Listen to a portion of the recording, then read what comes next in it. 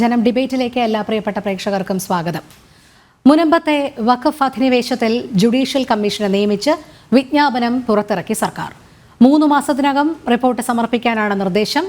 പരിമിതമായ കാലാവധി, സർക്കാരിന്റെ ഉദ്ദേശശുദ്ധി, ഇതിലൊക്കെ മുനമ്പം ജനതയ്ക്കും ആശങ്കയുണ്ട്.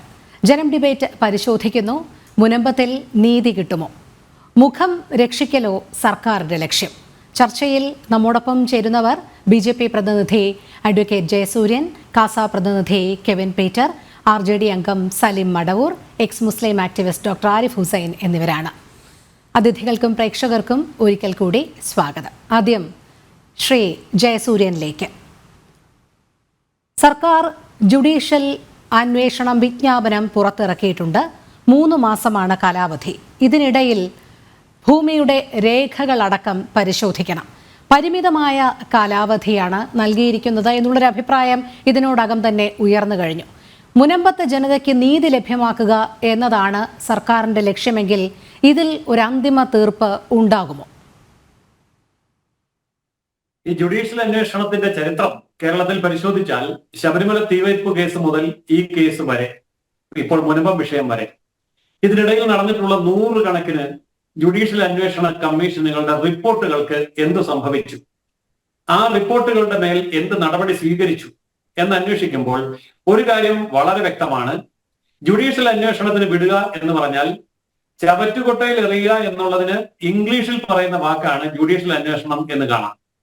അതായത് സർക്കാരിന് ഒന്നും ചെയ്യാൻ കഴിയാതെ നിസ്സഹായാവസ്ഥയിൽ വരികയോ, സർക്കാരിന്റെ നിലപാടുകൾക്ക് ക്ലാരിറ്റി ഇല്ലാതെ വരികയോ, കൃത്യമായ ഒരു തീരുമാനത്തിലേക്ക് എത്താൻ സർക്കാരിന് കുറച്ചുകൂടി സമയം വേണ്ടിവരും, അല്ലെങ്കിൽ ഒളിച്ചോടേണ്ടി വരും എന്നുള്ളപ്പോൾ കാണുന്ന ഒരു കുറുക്കു വഴി മാത്രമാണ് ജുഡീഷ്യൽ അന്വേഷണം.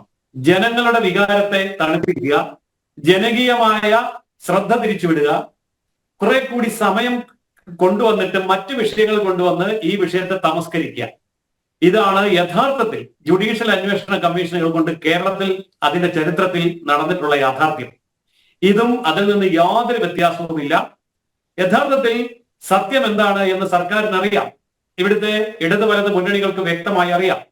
എന്നാൽ ആ സത്യം തുറന്നു പറയാനോ അതിനെ നേരിടാനോ യാഥാർത്ഥ്യവുമായി പൊരുത്തപ്പെടാനോ ഇവിടെ പൊളിറ്റിക്കൽ ഇസ്ലാമിന്റെ വോട്ട് ബാങ്കിനെ പേടിച്ചിട്ട് അവർക്ക് അത് ചെയ്യാൻ കഴിയുന്നില്ല. അപ്പോൾ പിന്നെ മുഖം രക്ഷിക്കാൻ ഒറ്റ വഴിയേ ഉള്ളൂ, ജുഡീഷ്യൽ അന്വേഷണം. ജുഡീഷ്യൽ അന്വേഷണം പ്രഖ്യാപിച്ചതിന് ശേഷം അതിനെ തുടർന്ന് വിവാദങ്ങളിലേക്ക് ശ്രദ്ധ തിരിക്കുക. അതായത് 3 മാസമേ കിട്ടിയുള്ളൂ, ടേംസ് ഓഫ് റെഫറൻസ് എന്താണെന്ന് വ്യക്തമല്ല, ഇനി അങ്ങനെ ഒരു നിർദ്ദേശം സമർപ്പിച്ചാൽ പ്രശ്നപരിഹാരമാകുമോ, ഇങ്ങനെ നിരവധി ചോദ്യങ്ങൾ ഉയർത്തിവിട്ട് ചർച്ചകൾ ഉണ്ടാക്കി കൊണ്ടുവന്ന് വിഷയം വഴിതിരിച്ചു വിടുക. യഥാർത്ഥത്തിൽ ഇരകളായി തീരുന്നവരെ സംബന്ധിച്ചിടത്തോളം ഈ യാഥാർത്ഥ്യം അവർ മനസ്സിലാക്കുന്നില്ല എങ്കിൽ സർക്കാരും പ്രതിപക്ഷവും കേരളത്തിൽ മുന്നോട്ട് വെച്ച ഈ കെണിയിൽ മുനമ്പം നിവാസികൾ അകപ്പെടും. മുനമ്പം നിവാസികൾ മാത്രമല്ല, കേരളത്തിലെമ്പാടുമുള്ള ഈ വഖഫ് നിയമത്തിന്റെ ഇരകൾ ഈ ജുഡീഷ്യൽ അന്വേഷണ കെണിയിൽ അകപ്പെടും എന്നുള്ളതാണ് സംഭവിക്കാൻ പോകുന്ന കാര്യം. ഒരിക്കലും യാതൊരു വിധത്തിലുള്ള തീരുമാനവും ഈ ജുഡീഷ്യൽ അന്വേഷണ കമ്മീഷന്റെ ഭാഗത്തു നിന്നുണ്ടാവില്ല. അവർ മുന്നോട്ട് വെക്കുന്ന നിർദ്ദേശങ്ങൾ എത്ര തന്നെ ഇരകൾക്ക് അനുകൂലമാണെങ്കിൽ പോലും ഇന്ത്യയിലെ ഒരു കോടതിയിലും അത് വിലപ്പോവില്ല. കാരണം കോടതിയേക്കാൾ മുകളിൽ വഖഫ് ബോർഡും ട്രിബ്യൂണലും നിൽക്കുന്നിടത്തോളം കാലം ഇത് കോടതിയിലൊന്നും ചെയ്യാൻ പറ്റില്ല. ഇന്ന് മുനമ്പം സമരഭൂമിയിലെ സമര നേതാക്കളുമായിട്ട് സംസാരിക്കാൻ എനിക്ക് അവസരം കിട്ടിയപ്പോൾ അവർ പറയുന്നു, ഞങ്ങൾക്ക് റവന്യൂ പരമായിട്ടുള്ള തടസ്സങ്ങൾ മാറിക്കിട്ടാനെങ്കിലും ഈ ഒരു കമ്മീഷൻ നിർദ്ദേശങ്ങൾ സഹായകരമായാൽ അത്രയും ആശ്വാസം. യഥാർത്ഥത്തിൽ റവന്യൂ ഭൂമിയിൽ കരമടയ്ക്കാനുള്ള അവകാശം കിട്ടിയാൽ പോലും പ്രശ്നം പരിഹരിക്കുന്നില്ലല്ലോ.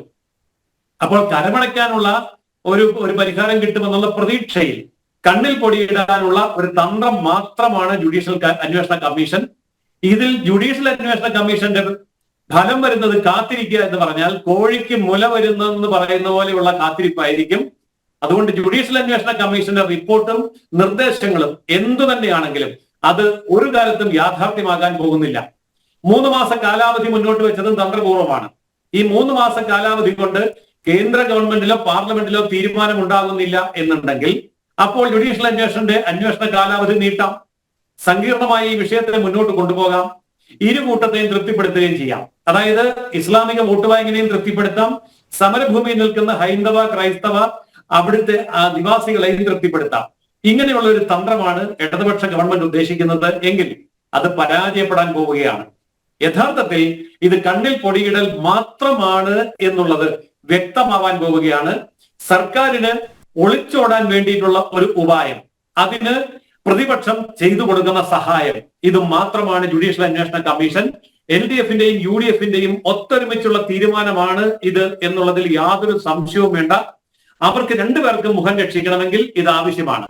അല്ലെങ്കിൽ ഞാൻ ചോദിക്കട്ടെ, JPC ഉണ്ടായല്ലോ, 20 അംഗങ്ങൾ പാർലമെന്റിൽ നിന്ന് വന്നു, 10 അംഗങ്ങൾ രാജ്യസഭയിൽ, അതായത് ലോക്സഭയിൽ നിന്ന് 20 അംഗങ്ങളും രാജ്യസഭയിൽ നിന്ന് 10 അംഗങ്ങളും വന്നു. ഇവിടെ പാർട്ടികളുടെ യാതൊരു ബുദ്ധിമുട്ടും ഇല്ലല്ലോ. ഇന്ത്യ മുന്നണിക്ക് ഏറ്റവും കൂടുതൽ സീറ്റുകൾ കിട്ടിയ ഒരു സംസ്ഥാനമാണ് കേരളം. എന്തുകൊണ്ടാണ് JPCയിൽ ഒരൊറ്റ മെമ്പർ പോലും കേരളത്തിൽ നിന്നുണ്ടായില്ല? കേരളത്തിലെ ഏതെങ്കിലും ഒരു പാർട്ടി, അതായത് കേരളത്തിലെ പ്രതിപക്ഷവും ഭരണപക്ഷവും ഇന്ത്യ മുന്നണിയിലെ ഘടകകക്ഷികളാണ്. അപ്പോൾ ഇന്ത്യ മുന്നണിയിലെ ഘടകകക്ഷികളിൽ നിന്ന് കേരളത്തിലെ ഒരൊറ്റ മെമ്പർ പോലും എന്തുകൊണ്ടാണ് ഉണ്ടാവാത്തത്? അതായത് ജോയിന്റ് പാർലമെന്റ് കമ്മിറ്റിയിലെ അംഗങ്ങളെ കൊടുക്കുന്നത് പാർട്ടിയുടെ നേതൃത്വമാണ്, അല്ലാതെ ഗവൺമെന്റ് അല്ല, അല്ലെങ്കിൽ സ്പീക്കറും അല്ല. അപ്പോൾ ആ പാർട്ടി നേതൃത്വത്തിൽ എത്രമാത്രം സ്വാധീനമാണുള്ളത്? രാഹുൽ ഗാന്ധിയെയും പ്രിയങ്ക ഗാന്ധിയെയും ജയിപ്പിക്കുന്ന മണ്ണാണിത്. വേണുഗോപാലിനെ പോലെ കോൺഗ്രസിലെ മൂന്നാമന്റെ മണ്ണാണിത്. എന്നിട്ട് ഇവിടുത്തെ ഒരു കോൺഗ്രസ് MP പോലും, ഒരു ക്രിസ്ത്യൻ MP പോലും കൊടുക്കാൻ തയ്യാറായില്ല. മുസ്ലിം ലീഗ് ഉണ്ട്, CPM ഉണ്ട്, CPI ഉണ്ട്, അവർക്കൊക്കെ ലോക്സഭ, രാജ്യസഭ അംഗങ്ങളുണ്ട്. അവരും അതിന് തയ്യാറായിട്ടില്ല. എന്തിന് മുസ്ലിം ലീഗിന്റെ പ്രതിനിധിയെ കൊടുക്കാൻ പോലും തയ്യാറായിട്ടില്ല. അപ്പോൾ എന്തുകൊണ്ടാണ് ഇവർ ഒളിച്ചോടുന്നത്? കേരളീയ സമൂഹം ചർച്ച ചെയ്യട്ടെ, ഭാരതീയ സമൂഹം ചർച്ച ചെയ്യട്ടെ.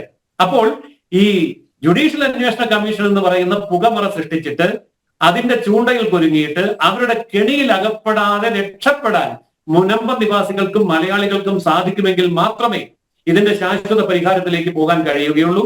അങ്ങനെയുള്ള ഒരു ശാശ്വത പരിഹാരം മാത്രമാണ് ഇതിന്റെ ഏക പരിഹാരം. അന്തിമമായ വിജയവും അവിടെ തന്നെയാണ്. യഥാർത്ഥത്തിൽ ഇങ്ങനെയുള്ള ചർച്ചകൾ ഉണ്ടാകാതിരിക്കാൻ വേണ്ടി തന്നെയാണ് ജുഡീഷ്യൽ അന്വേഷണം മുന്നോട്ട് വെച്ചിരിക്കുന്നത് എന്നാണ് BJP കരുതുന്നത്. താങ്കളിലേക്ക് എത്താം. ശ്രീ കെവിൻ പീറ്റർ, മുനമ്പം ഭൂമി വിഷയത്തിൽ ഉടമസ്ഥത കണ്ടെത്തി ശാശ്വത പരിഹാരം സർക്കാരിനുമേൽ നിർദ്ദേശിക്കാനാണല്ലോ ഈ ജുഡീഷ്യൽ കമ്മീഷൻ. ഇതുകൊണ്ട് ശാശ്വതമായ ഒരു പരിഹാരം കണ്ടെത്താൻ കഴിയുമോ? കാരണം ഈ മുനമ്പം നിവാസികൾ കാലാകാലങ്ങളായി സർക്കാരിനടുത്ത് അഭ്യർത്ഥിക്കുന്ന ചില കാര്യങ്ങളുണ്ട്. അവരുടെ റവന്യൂ രേഖകൾ അടക്കം സർക്കാർ തലത്തിൽ ശരിയാക്കി തരണമെന്നുള്ളത്. അവിടെയെല്ലാം മുഖം തിരിച്ചിട്ടാണ് ഇപ്പോൾ ഈ ജുഡീഷ്യൽ കമ്മീഷനെ വച്ചിരിക്കുന്നത്. കമ്മീഷന് ഇനി 3 മാസത്തെ കാലാവധിക്കുള്ളിൽ ചെയ്തു തീർക്കേണ്ട നിരവധി കാര്യങ്ങളുണ്ട്. പരിമിതമായ ഒരു കാലാവധിയാണ് എന്ന് കമ്മീഷൻ തന്നെ പറയുന്നുമുണ്ട്. അതുകൊണ്ട് ഈ ഒരു കമ്മീഷനെ വെച്ചതുകൊണ്ട് മാത്രം കാര്യങ്ങൾക്കൊരു പരിഹാരം ഉണ്ടാകുമെന്ന് താങ്കൾ കരുതുന്നുണ്ടോ? ഇല്ല, ഒരിക്കലുമില്ല. ഇപ്പോ പറഞ്ഞതുപോലെ മുഖം രക്ഷിക്കാൻ വേണ്ടിയിട്ട് നടത്തിയ ഒരു ഇതാണ് കാര്യം. കേരള പൊതുസമൂഹം രാജ്യം മുഴുവൻ ഉറ്റുനോക്കുന്ന ഒരു പ്രശ്നമായതുകൊണ്ട് ഈ മുനമ്പം ജനതയെ തള്ളുവാൻ സർക്കാരിന് സാധിക്കില്ല. എന്നാൽ പൊളിറ്റിക്കൽ ഇസ്ലാമിനെ തൃപ്തിപ്പെടുത്തുകയും വേണം. അപ്പൊ അതുകൊണ്ട് രണ്ടു കൂട്ടർക്കും ഒരു പ്രശ്നമില്ലാത്ത രീതിയിൽ തൽക്കാലത്തേക്ക് പിടിച്ചു നിൽക്കാൻ വേണ്ടിയിട്ടാണ് ഈ കമ്മീഷനെ വെച്ചിരിക്കുന്നത്. കാരണം സർക്കാർ വിചാരിച്ചത് ഈ ശീതകാല സമ്മേളനത്തിൽ ഈ വഖഫ് നിയമ ഭേദഗതിയിൽ ഒരു തീരുമാനം ഉണ്ടാകും എന്നാണ് ഇവിടുത്തെ കേരളത്തിലെ സർക്കാർ കരുതിയിരുന്നത്. പക്ഷെ അവരുടെ പ്രതീക്ഷകളെ തെറ്റിച്ചുകൊണ്ട് ഇപ്പോ അത് നീട്ടിവെച്ചിരിക്കുകയാണ്. അപ്പം അതിലൊരു പരിഹാരം ഉണ്ടാവും, തങ്ങൾക്ക് കൈയെഴുകാം, അന്ന് ആർക്ക് ഒപ്പം വേണമെങ്കിലും നിന്നുകൊണ്ട് ഇരവാദം മുഴക്കാം എന്നുള്ളതാണ് സർക്കാർ കരുതിയിരുന്നത്. അല്ലാതെ ഇപ്പം നേരത്തെ ജയസൂര്യൻ സാറ് പറഞ്ഞതുപോലെ ഇപ്പൊ ക്രിസ്ത്യാനികളാണ് കൂടുതലും ഈ മുനമ്പം വിഷയത്തിലുള്ളത്, അല്ലെ? 400ഓളം കുടുംബങ്ങൾ ക്രിസ്ത്യൻസ് ഉണ്ട്, 200ഓളം കുടുംബങ്ങൾ ഹിന്ദുസ് ഉണ്ട്, അല്ലെ? അപ്പോ ഇവിടെ ഈയിടെ 80:20 എന്ന് പറയുന്ന അന്യായമായ ന്യൂനപക്ഷ സംവരണ അനുവാദത്തിനെതിരെ ഹൈക്കോടതി വിധി പറഞ്ഞിട്ട് അപൂർവങ്ങളിൽ അപൂർവമായി ഒരു സമുദായത്തിന് വേണ്ടി പൊതുഖജനാവിൽ നിന്ന് പണം എടുത്തുകൊണ്ട് പ്രതിപക്ഷത്തിന്റെ പരിപൂർണ്ണ സമ്മതത്തോടുകൂടി സംസ്ഥാന സർക്കാർ സുപ്രീം കോടതിയിൽ അപ്പീൽ പോയിരിക്കുകയാണ്. അപ്പൊ അതിലുണ്ടായ അമർഷത്തെ ഇതുപോലെ മുനമ്പം ജനതയെ ഇപ്പൊ തൃപ്തിപ്പെടുത്താൻ വേണ്ടിയിട്ട് ചെയ്യുന്നത് പോലെയാണ് അന്ന് ഇവിടുത്തെ ക്രൈസ്തവ മതമേലധ്യക്ഷന്മാരെ, സഭാ നേതൃത്വത്തെയും ക്രിസ്ത്യൻ വിശ്വാസികളെയും എല്ലാം തണുപ്പിക്കാനും തൃപ്തിപ്പെടുത്താനും വേണ്ടി ജസ്റ്റിസ് JB കോശി കമ്മീഷൻ എന്ന് പറഞ്ഞു വെച്ചു. എന്തായ അവസ്ഥ? ഇതുവരെ അതിന്റെ കണ്ടെത്തലുകൾ പുറത്തു വന്നിട്ടുണ്ടോ? എന്തെങ്കിലും ഒരു നടപടി ഉണ്ടായിട്ടുണ്ടോ?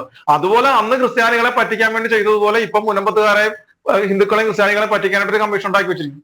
അല്ല, കമ്മീഷൻ കൊണ്ട് പ്രത്യേകിച്ച് ഒന്നുമില്ല. ഈ 3 മാസം കൊണ്ട് തീരുമെന്ന് കരുതുന്നുണ്ടോ? ഇല്ല. അത് വീണ്ടും സമയം നീട്ടി ചോദിക്കും, നീണ്ടുപോകും. അതിന്റെ കണ്ടെത്തലുകൾ പുറത്തു വരാൻ താമസം ഉണ്ടാവും, അതിലൊരു നടപടി ഉണ്ടാകത്തില്ല. ഇപ്പൊ തന്നെ അതിനകത്ത് പറഞ്ഞിരിക്കുന്നത്, ആ വിജ്ഞാപനത്തിന്റെ ആദ്യത്തെ ഒന്നാമത്തെ ഖണ്ഡികയിൽ പറഞ്ഞിരിക്കുന്നത്, നിലവിൽ തിരുവിതാംകൂർ സ്റ്റേറ്റിന്റെ ആയിരുന്ന കാലത്തുള്ള 18/1 എന്ന് പറയുന്ന സർവേ നമ്പറിലുള്ള ആധാരങ്ങളുടെ നിലവിലെ സ്ഥിതിയും അതിന്റെ അവസ്ഥയും എല്ലാം പഠിക്കുമെന്നാണ് പറഞ്ഞിരിക്കുന്നത്.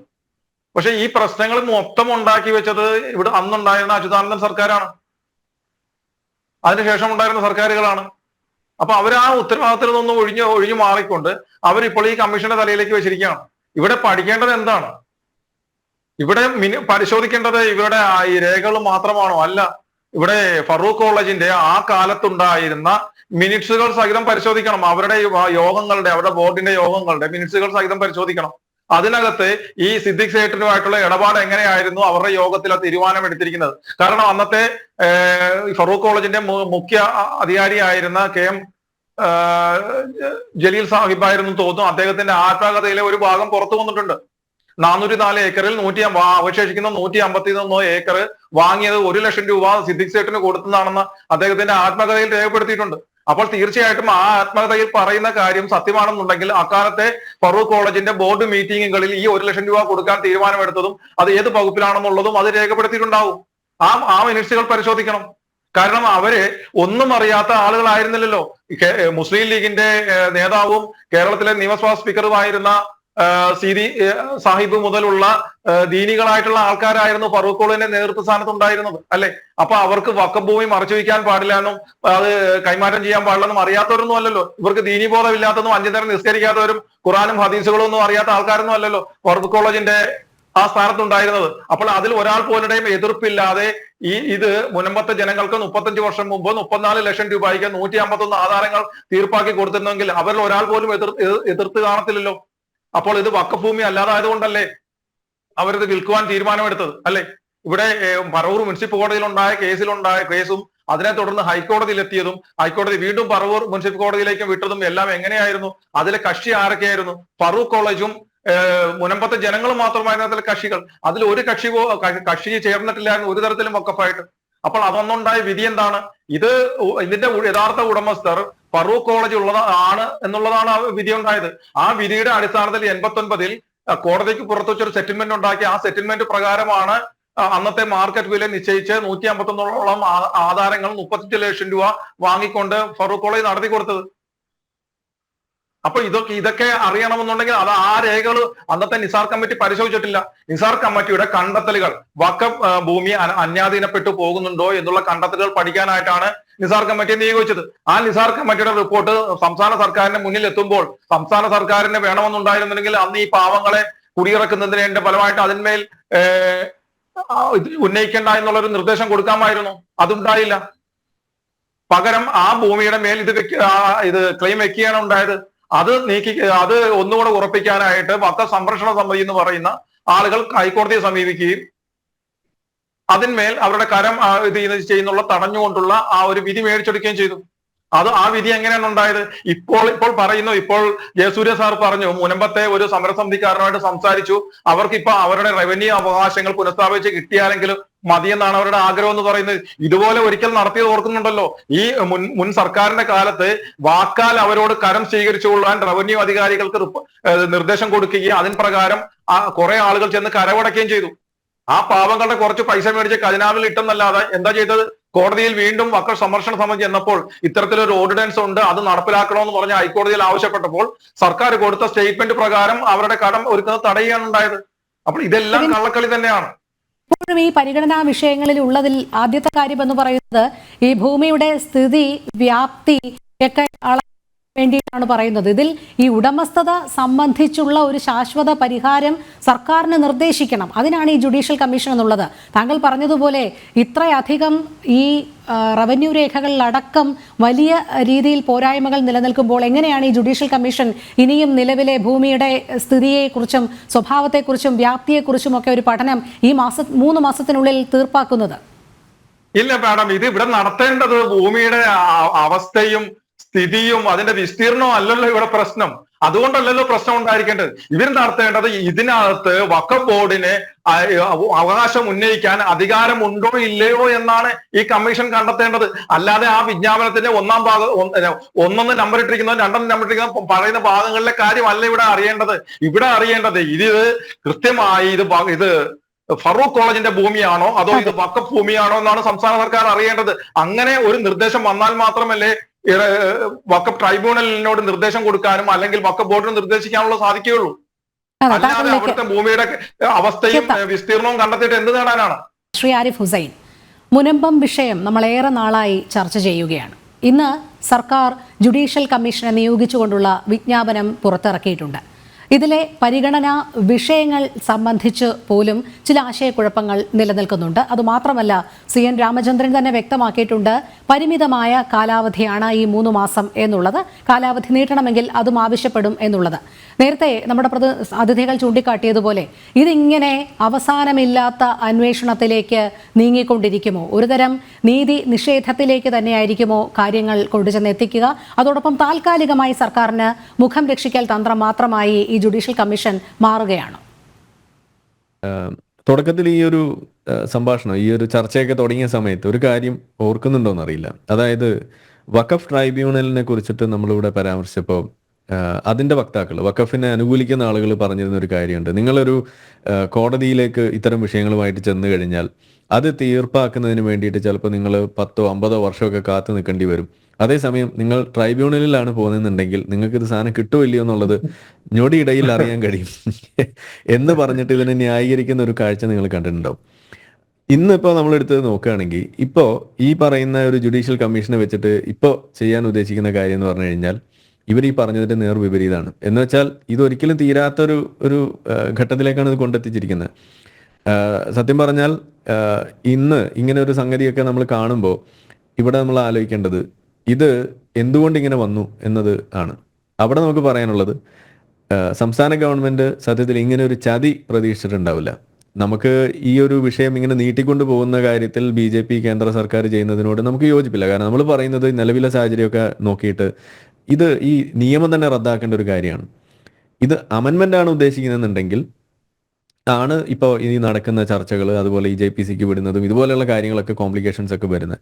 പക്ഷെ ഇത് റദ്ദാക്കാനാണെന്നുണ്ടെങ്കിൽ നാളെ റദ്ദാക്കിയാൽ അത്രയും ഗുണം ആ ജനങ്ങൾക്ക് കിട്ടും. ഇതാണ് നമ്മളവിടെ നിരീക്ഷിക്കുന്നത്. കാരണം ഇത് ഒരു ദിവസം വൈകിയാൽ അത്രയും ദുരിതം ആ നാട്ടുകാരെ അനുഭവിക്കുന്നതാണ്. ശ്രീ ആരിഫ് ഹുസൈൻ, അത് വലിയ രീതിയിൽ രാജ്യത്താകമാനം ദുരുപയോഗം ചെയ്യുകയില്ലേ ഇപ്പോഴത്തെ രാഷ്ട്രീയ, പ്രത്യേകിച്ച് പ്രതിപക്ഷം?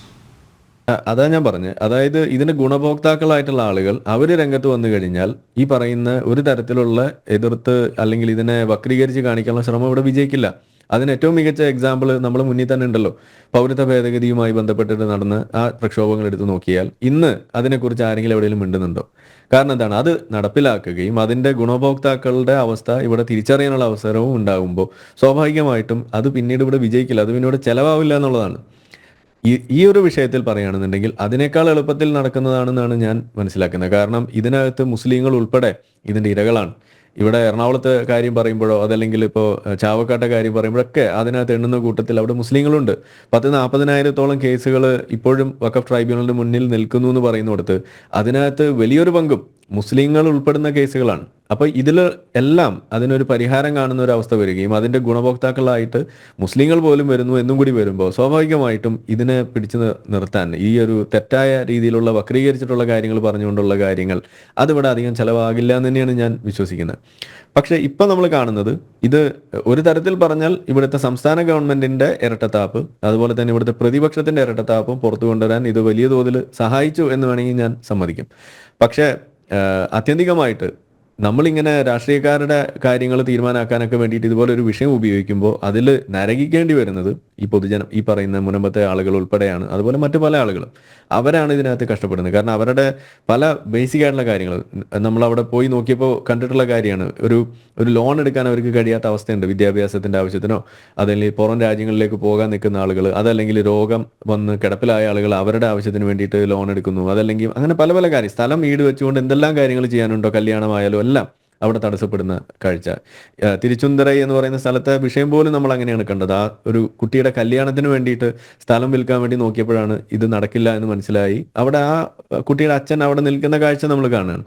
അപ്പൊ ഇങ്ങനെ വ്യക്തികളെ ബാധിക്കുന്ന വിഷയം കൂടി ആവുമ്പോൾ അത് വെച്ചുകൊണ്ട് നമ്മൾ ഇതേപോലെ രാഷ്ട്രീയക്കാർ ഇതിന്റെ കാര്യങ്ങളിൽ ഇങ്ങനെ നീട്ടി വലിച്ചു കൊണ്ടുപോകുമ്പോൾ അവിടെ ഒരു ശരിയേട് നമുക്ക് പറയേണ്ടതായിട്ടുണ്ട്. അത് കേന്ദ്ര ഗവൺമെന്റിന്റെ ഭാഗത്തായാലും അങ്ങനെ ചെയ്യാനാണ് ഉദ്ദേശിക്കുന്നുണ്ടെങ്കിൽ ഇത് ഞൊടിയിടയിൽ റദ്ദാക്കിക്കൊണ്ടാണ് ഇതിനകത്ത് മാതൃക കാണിക്കേണ്ടത്.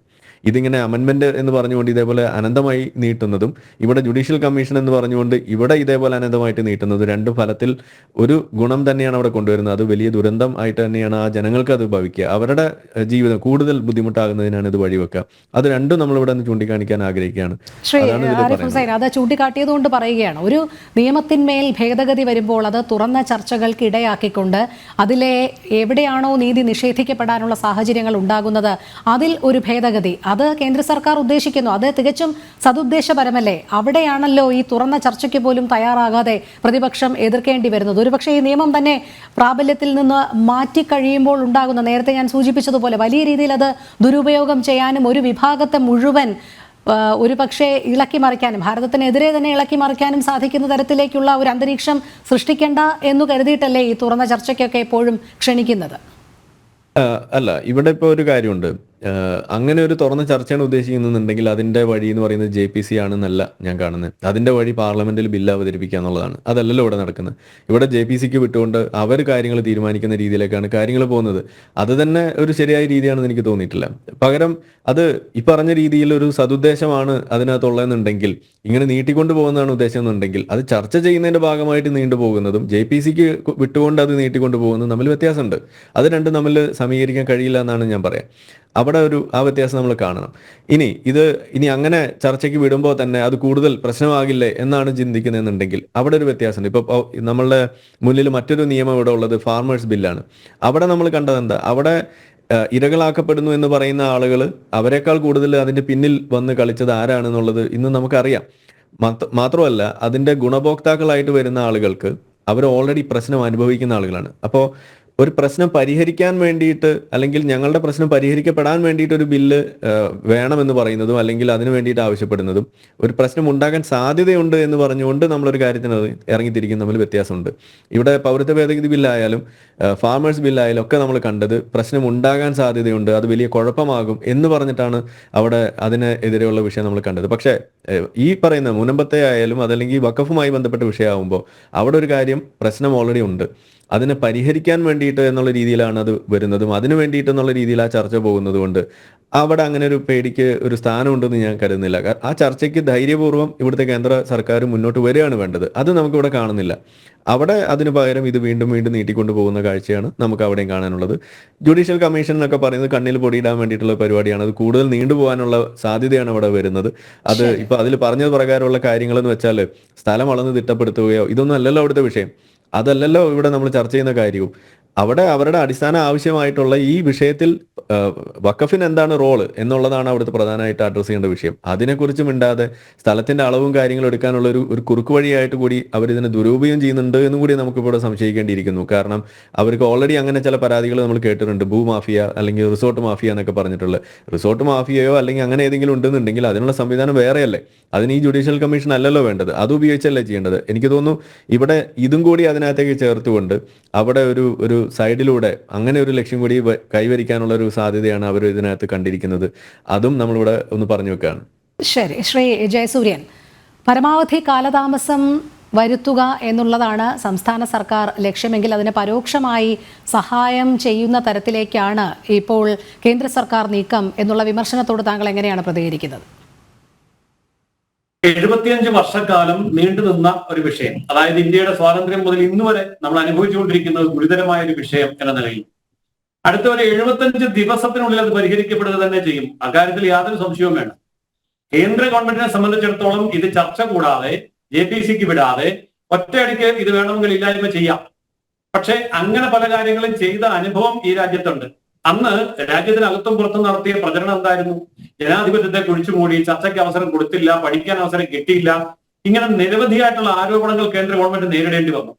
മാത്രമല്ല ഇവിടെ വഖഫ് വിഷയത്തെ സംബന്ധിച്ചിടത്തോളം ലോകത്ത് 61 ഇസ്ലാമിക രാഷ്ട്രങ്ങളോ ഇസ്ലാമിക ഭൂരിപക്ഷമുള്ള രാഷ്ട്രങ്ങളോ ഉണ്ട്. അവിടെ ഒരു രാജ്യത്തും ഇതുപോലെ ഉള്ള ഒരു പരമാധികാരം പാർലമെന്റിനും ഭരണഘടനയ്ക്കും മുകളിൽ കൊടുത്തിട്ടില്ല. പല രാജ്യങ്ങളിലും, അത് സൗദി അറേബ്യ ആണെങ്കിലും ഖത്തർ ആണെങ്കിലും ഇറാൻ ആണെങ്കിൽ പോലും, അവിടെയൊക്കെ തന്നെ ഗവൺമെന്റ് ഡിപ്പാർട്ട്മെന്റുകളായിട്ടാണ് അവിടുത്തെ വഖഫ് ബോർഡുകൾ പ്രവർത്തിക്കുന്നത്. ഇന്ത്യയില് തീർച്ചയായിട്ടും മതപരമായിട്ടുള്ള ഇത്തരമൊരു കാര്യം പ്രാക്ടീസ് ചെയ്യാൻ ഈ മതേതര രാജ്യത്ത് എല്ലാ വിഭാഗം ജനങ്ങൾക്കും അവകാശമുണ്ട്, ഒരു കുഴപ്പമില്ല. പക്ഷെ അത് ഭരണഘടനയ്ക്ക് മുകളിലാവരുത്, പാർലമെന്റിന് മുകളിലാവരുത്, കോടതികൾക്ക് മുകളിലാവരുത് എന്ന കാര്യത്തിൽ ഗവൺമെന്റിന് ഉറച്ച നിശ്ചയദാർഢ്യമുണ്ട്. കൂടാതെ ഇതിന്റെ ഏറ്റവും വലിയ ഉപഭോക്താക്കൾ, ഗുണഭോക്താക്കൾ എന്ന് പറയുന്നത് മുസ്ലിമാണ്. ഒരിക്കലും അത് ക്രിസ്ത്യാനിയോ ഹിന്ദുവോ അല്ല.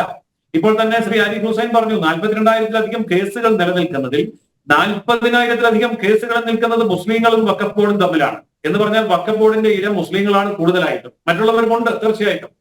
എന്നാൽ അഖിലേന്ത്യാ തലത്തിൽ നമ്മൾ ഈ വിഷയം എടുത്ത് പഠിക്കുമ്പോൾ ഇത് വളരെ ദൂരവ്യാപകമായിട്ടുള്ള ധാരാളം ലക്ഷോപലക്ഷമല്ല കോടിക്കണക്കിന് ആൾക്കാരെ ബാധിക്കുന്ന ഒരു വിഷയമാണ്. ഞാൻ കർണാടകത്തിന്റെ ചാർജ് എനിക്കുണ്ട് BJP-യിൽ. ഞാൻ കഴിഞ്ഞ ദിവസം കർണാടകത്തിൽ പോയപ്പോൾ 29,000 ഏക്കർ ഭൂമിയാണ് അവിടെ കൊമേഴ്ഷ്യൽ ലാൻഡ് ആക്കി മാറ്റിയിരിക്കുന്നത്. കർണാടകത്തിന്റെ എല്ലാ താലൂക്കുകളിലും ഈ പറഞ്ഞ പ്രശ്നം നിലവിലുണ്ട്. കർഷകർ വലിയ രോഷത്തിലാണ്. വലിയ കർഷക പ്രക്ഷോഭം കർണാടകത്തിൽ ആരംഭിച്ചിരിക്കുകയാണ്.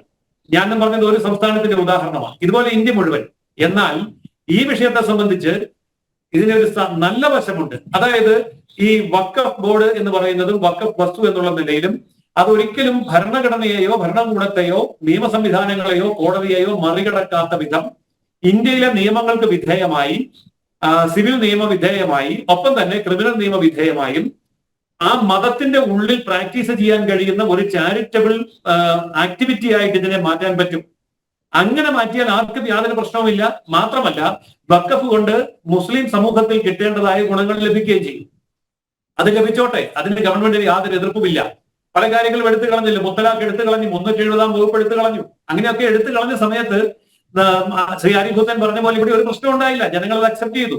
എന്നതുപോലെ ഈ വിഷയവും എടുത്തു കളയുന്നതിന് പകരം ജനങ്ങളെ ബോധ്യപ്പെടുത്തിക്കൊണ്ട് തന്നെ, രാഷ്ട്രീയ പാർട്ടികളെയും എല്ലാവരെയും ബോധ്യപ്പെടുത്തിക്കൊണ്ട് തന്നെ ഈ ഭേദഗതികൾ നടപ്പിലാക്കാൻ കഴിയുന്നതാണ്.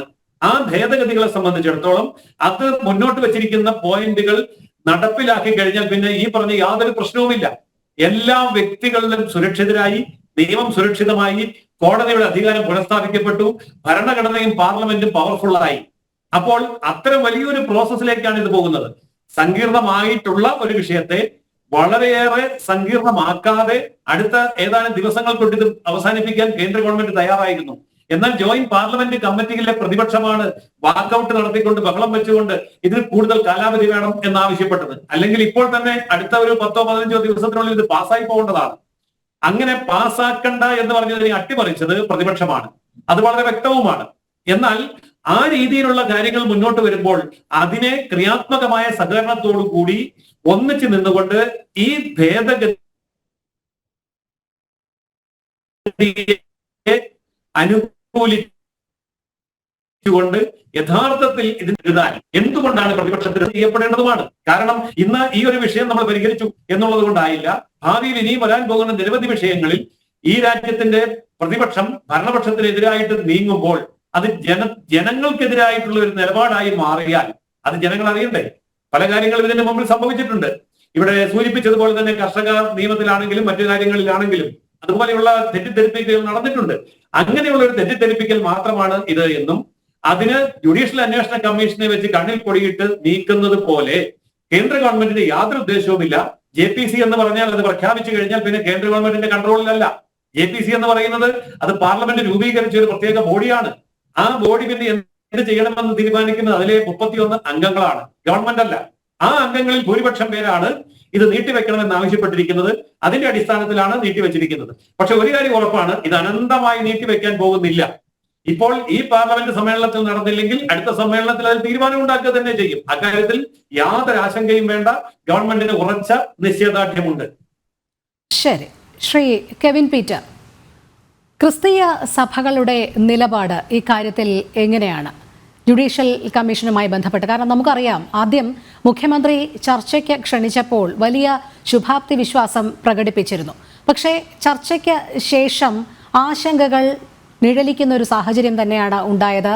മുനമ്പത്തെ ജനതയെ സംബന്ധിച്ചും അവരോടൊപ്പം നിന്ന ക്രിസ്തീയ സഭകളെ സംബന്ധിച്ചിടത്തോളം നമുക്കിപ്പോൾ ഏറ്റവും ഒടുവിലായി കഴിഞ്ഞ ദിവസം തലശ്ശേരി ആർച്ച് ബിഷപ്പ് പാബ്ലാനി പറഞ്ഞ വാക്കുകൾ തന്നെ കടമെടുക്കാം. അദ്ദേഹം ഈ ജുഡീഷ്യൽ കമ്മീഷനെ നിയോഗിച്ചതിൽ എതിരെ ആണ് സംസാരിച്ചത് എന്ന് മാത്രമല്ല, അദ്ദേഹം ചോദിച്ചത് ഏതെങ്കിലും ഒരു ഉദ്യോഗസ്ഥൻ പറയുന്നത് കേട്ട് പ്രവർത്തിക്കേണ്ടുന്നതാണോ ഇത് എന്നാണ്. ഉദ്യോഗസ്ഥരെ നിലയ്ക്ക് നിർത്താൻ ഒരു കമ്മീഷനും ആവശ്യമില്ല എന്ന് മാത്രമല്ല, അദ്ദേഹം മറ്റൊരു കാര്യം കൂടി കൂട്ടിച്ചേർക്കുന്നു.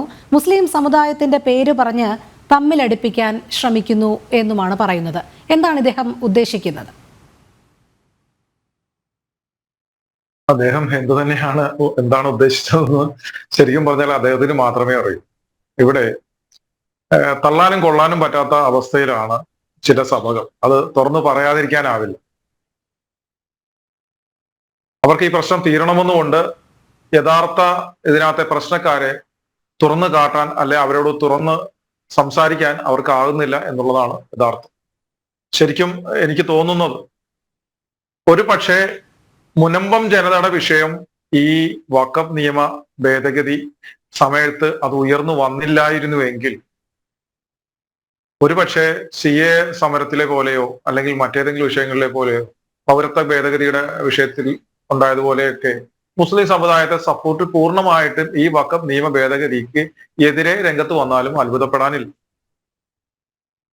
ഇങ്ങനെ ഒരു സംഭവം ഇതിനകത്ത് വന്നുപോയത് കൊണ്ടാണ് ഇപ്പോൾ പലരും യഥാർത്ഥം തുറന്നു പറയാതെ ഇങ്ങനെ അഡ്ജസ്റ്റ് ചെയ്ത് സംസാരിച്ച് മുന്നോട്ട് പോകുന്നു.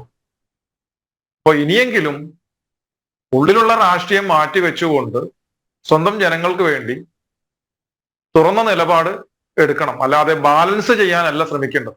മുസ്ലിം സമുദായത്തിന്റെ കാര്യം മുസ്ലിം സമുദായം നോക്കിക്കോളൂ. അവിടെ സമസ്തയും അതുപോലുള്ള ധാരാളം സംഘടനകൾ ഉണ്ടല്ലോ. ഇവരുടെ സമുദായത്തിന്റെ കാര്യം നിശ്ചയിക്കാനാണല്ലോ ഇവരെ മതമേലധ്യക്ഷന്മാരെ ആക്കിയിരിക്കുന്നത്.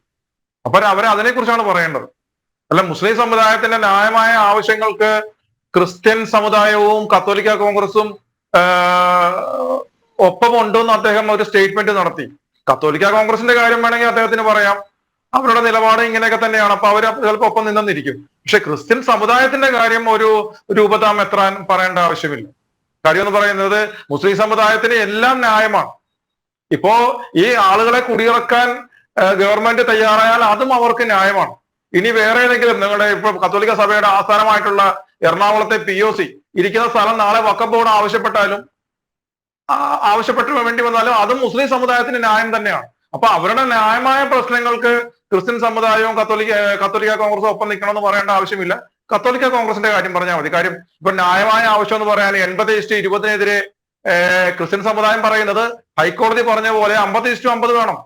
ഇവിടെ ന്യൂനപക്ഷത്തിലെ യഥാർത്ഥ ന്യൂനപക്ഷം എന്ന് പറയുന്നത് ക്രിസ്ത്യാനികളാണ്, അല്ല മുസ്ലിം സമുദായമല്ല. 33% മുസ്ലിം സമുദായമല്ല ഇവിടെ ന്യൂനപക്ഷം. യഥാർത്ഥ ന്യൂനപക്ഷം എന്ന് പറഞ്ഞാൽ ക്രിസ്ത്യാനികളാണ്. അപ്പം ഹൈക്കോടതി വരെ വിധി പറഞ്ഞിട്ടും അതിനെ അട്ടിമറിക്കാനായിട്ട് പ്രതിപക്ഷത്തിന്റെ പരിപൂർണ സഹകരണത്തോടു കൂടി എല്ലാ വിഭാഗം ജനങ്ങളുടെയും നികുതി പണത്തിൽ നിന്ന് ഞാൻ നേരത്തെ പറഞ്ഞ പോലെ പണമെടുത്ത് സംസ്ഥാന സർക്കാർ സുപ്രീം കോടതിയിൽ പോയിരിക്കുകയാണ് ആ വിധിയെ അട്ടിമറിക്കാനായിട്ട്, അപ്പീലുമായിട്ട്, അല്ലെ?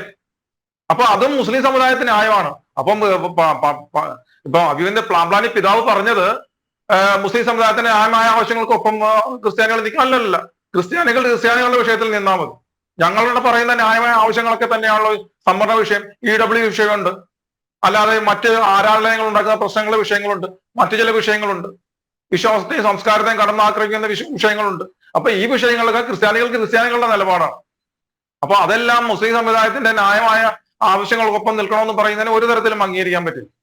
പിന്നെ ഈ ഒരു വിഷയം എന്ന് പറയുന്നത് ആദ്യമേ തന്നെ ചില അഡ്ജസ്റ്റ്മെന്റുകൾ നടന്നുകൊണ്ടെന്നുള്ളത് ചിലരുടെ വാക്കുകളിൽ നിന്നും ഇതിന്റെ ആദ്യഘട്ടത്തിൽ തന്നെ കമ്മീഷനെ വെക്കണം എന്നൊക്കെ പുറത്തു വന്നിരുന്നു. അതുകൊണ്ട് തന്നെ ഇതെല്ലാവരും കൂടെ എടുത്ത തീരുമാനമാണെന്നുള്ളത് കാലം തെളിയിക്കേണ്ടതാണ്. അപ്പൊ അതുകൊണ്ട് തന്നെ ഇപ്പം ശരിക്കും പറഞ്ഞാൽ എല്ലാവരുടെയും ഒരു കണക്കുകൂട്ടലിനെ തെറ്റിച്ചുകൊണ്ടാണ് ഇപ്പോൾ ഈ നിയമ ഭേദഗതി ബിൽ ലോക്സഭയിൽ അവതരിപ്പിക്കുന്നത്, മാറ്റിവെച്ചിരിക്കുന്നത്. എല്ലാവരും പ്രതീക്ഷിച്ചിരുന്നത് അവതരിപ്പിക്കും, ഇത് നടപ്പിലാവും, മുനമ്പം ജനതയുടെ വിഷയത്തിന് ശാശ്വതമായ ഒരു പരിഹാരം ഉണ്ടാവും, അതോടുകൂടി എല്ലാവർക്കും കൈ കഴുകി രക്ഷപ്പെടാമെന്നാണ് കരുതിയിരുന്നത്. പക്ഷെ എല്ലാവരുടെയും കണക്കൂട്ടൽ തെറ്റി എന്നുള്ളതാണ് ഇനിയാണ് പലരുടെയും ഭാഗത്തു നിന്നുള്ള യഥാർത്ഥ വിവരങ്ങൾ പുറത്തു വരാൻ പോകുന്നത്. ഇനിയാണ് യഥാർത്ഥ നിലപാട് പലതും വെളിച്ചത്ത് വരാൻ പോകുന്നത്, അല്ലെ വെളിച്ചത്ത് വരണം. ഇനി നിലപാട് മാറ്റി പറഞ്ഞുകൊണ്ട് രണ്ട് വള്ളത്തിലും കാല് ചവിട്ടുന്ന എഴുതി ബാലൻസ് ചെയ്തൊന്നും മുന്നോട്ട് പോകാൻ പറ്റില്ല. ഏതെങ്കിലും ഒരു ഉറച്ച നിലപാട് എടുത്തേ പറ്റൂ.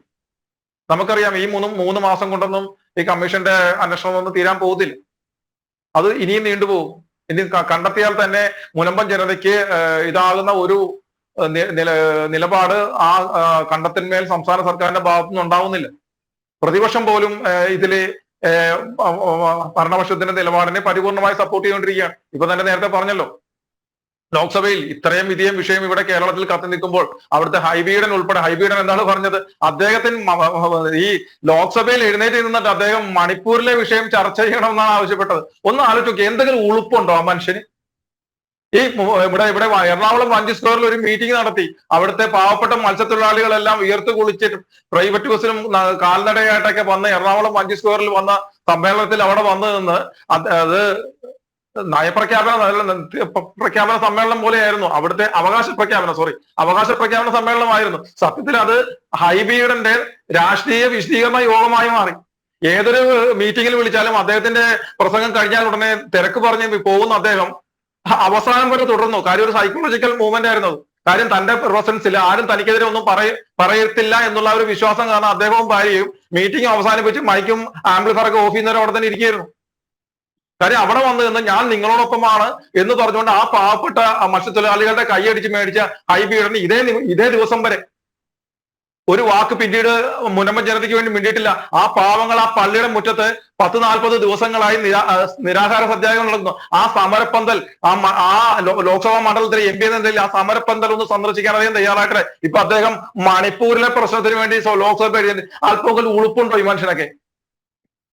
അതെ, അതാണ് ശ്രീ കെവിൻ പീറ്റർ, എന്തിനാണ് ഈ ഇരട്ടത്താപ്പ് എന്നുള്ളത്. അതായത് മുനമ്പത്തെ ജനത ഏറ്റവും അധികം ദുഃഖിച്ചതും ഈ കാര്യത്തിലായിരുന്നു. തങ്ങളുടെ ജനപ്രതിനിധികൾ 2 പേരുണ്ട് അവിടെ, എന്നിട്ടും നിയമസഭയിൽ വഖഫ് ബില്ലിന് ഭേദഗതിക്കെതിരെ ഉള്ള പ്രമേയം പാസാക്കി. തങ്ങൾക്ക് വേണ്ടി ഒന്ന് കൈ ഉയർത്തി സംസാരിക്കാൻ ഒരാളുപോലും ഉണ്ടായില്ല എന്നുള്ള ദുഃഖം. ഇവർ താങ്കൾ തന്നെ നേരത്തെ പറഞ്ഞതുപോലെ ഇവർ എന്തിനാണ് ഈ ബാലൻസിങ് നടത്തുന്നത്?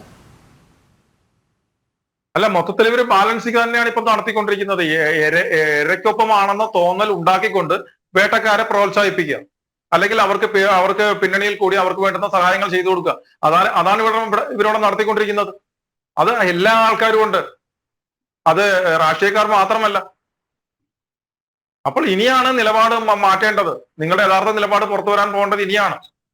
ഇപ്പോൾ തന്നെ വേണമെന്നുണ്ടെങ്കിൽ ഇവിടുത്തെ 19 MP-മാരുണ്ടല്ലോ, ഈ മുനമ്പത്തെ ജനതയുടെ വിഷയം അവർക്ക് അറിയാവുന്നതല്ലേ. അവരൊരാളെങ്കിലും എഴുന്നേറ്റ് നിന്ന് ആവശ്യപ്പെട്ടോ ഈ കാലയളവിൽ തന്നെ, ഈ സമ്മേളനത്തിൽ തന്നെ അത് പാസ്സാക്കണമെന്ന് ഇല്ലല്ലോ.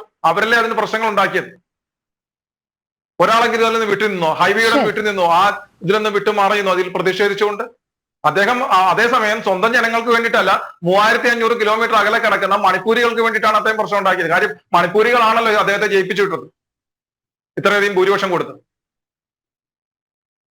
അതെ, തീർച്ചയായും ചർച്ച ചെയ്യപ്പെടേണ്ടതും അതുതന്നെയാണ്, എന്തിനാണ് ഇരട്ടത്താപ്പ് എന്നുള്ളത്. ശ്രീ സലിം മടവൂർ, ജുഡീഷ്യൽ കമ്മീഷൻ നിയോഗിച്ചതിലൂടെ മുനമ്പത്തെ ജനതയുടെ ആശങ്ക പരിഹരിക്കാൻ സാധിക്കുമോ? ഇവിടെ സർക്കാരിന്റെ ഉദ്ദേശശുദ്ധി എത്രത്തോളമാണ്? അല്ല, സർക്കാർ എന്ത് ചെയ്താലും നിങ്ങൾ അതിനെ തരം താഴ്ത്തി കാണിക്കുകയും എന്നും ഈ പ്രശ്നം നിലനിൽക്കണമെന്നാണ് ഇവിടെ ചില ആളുകൾ ആഗ്രഹിക്കുന്നത്.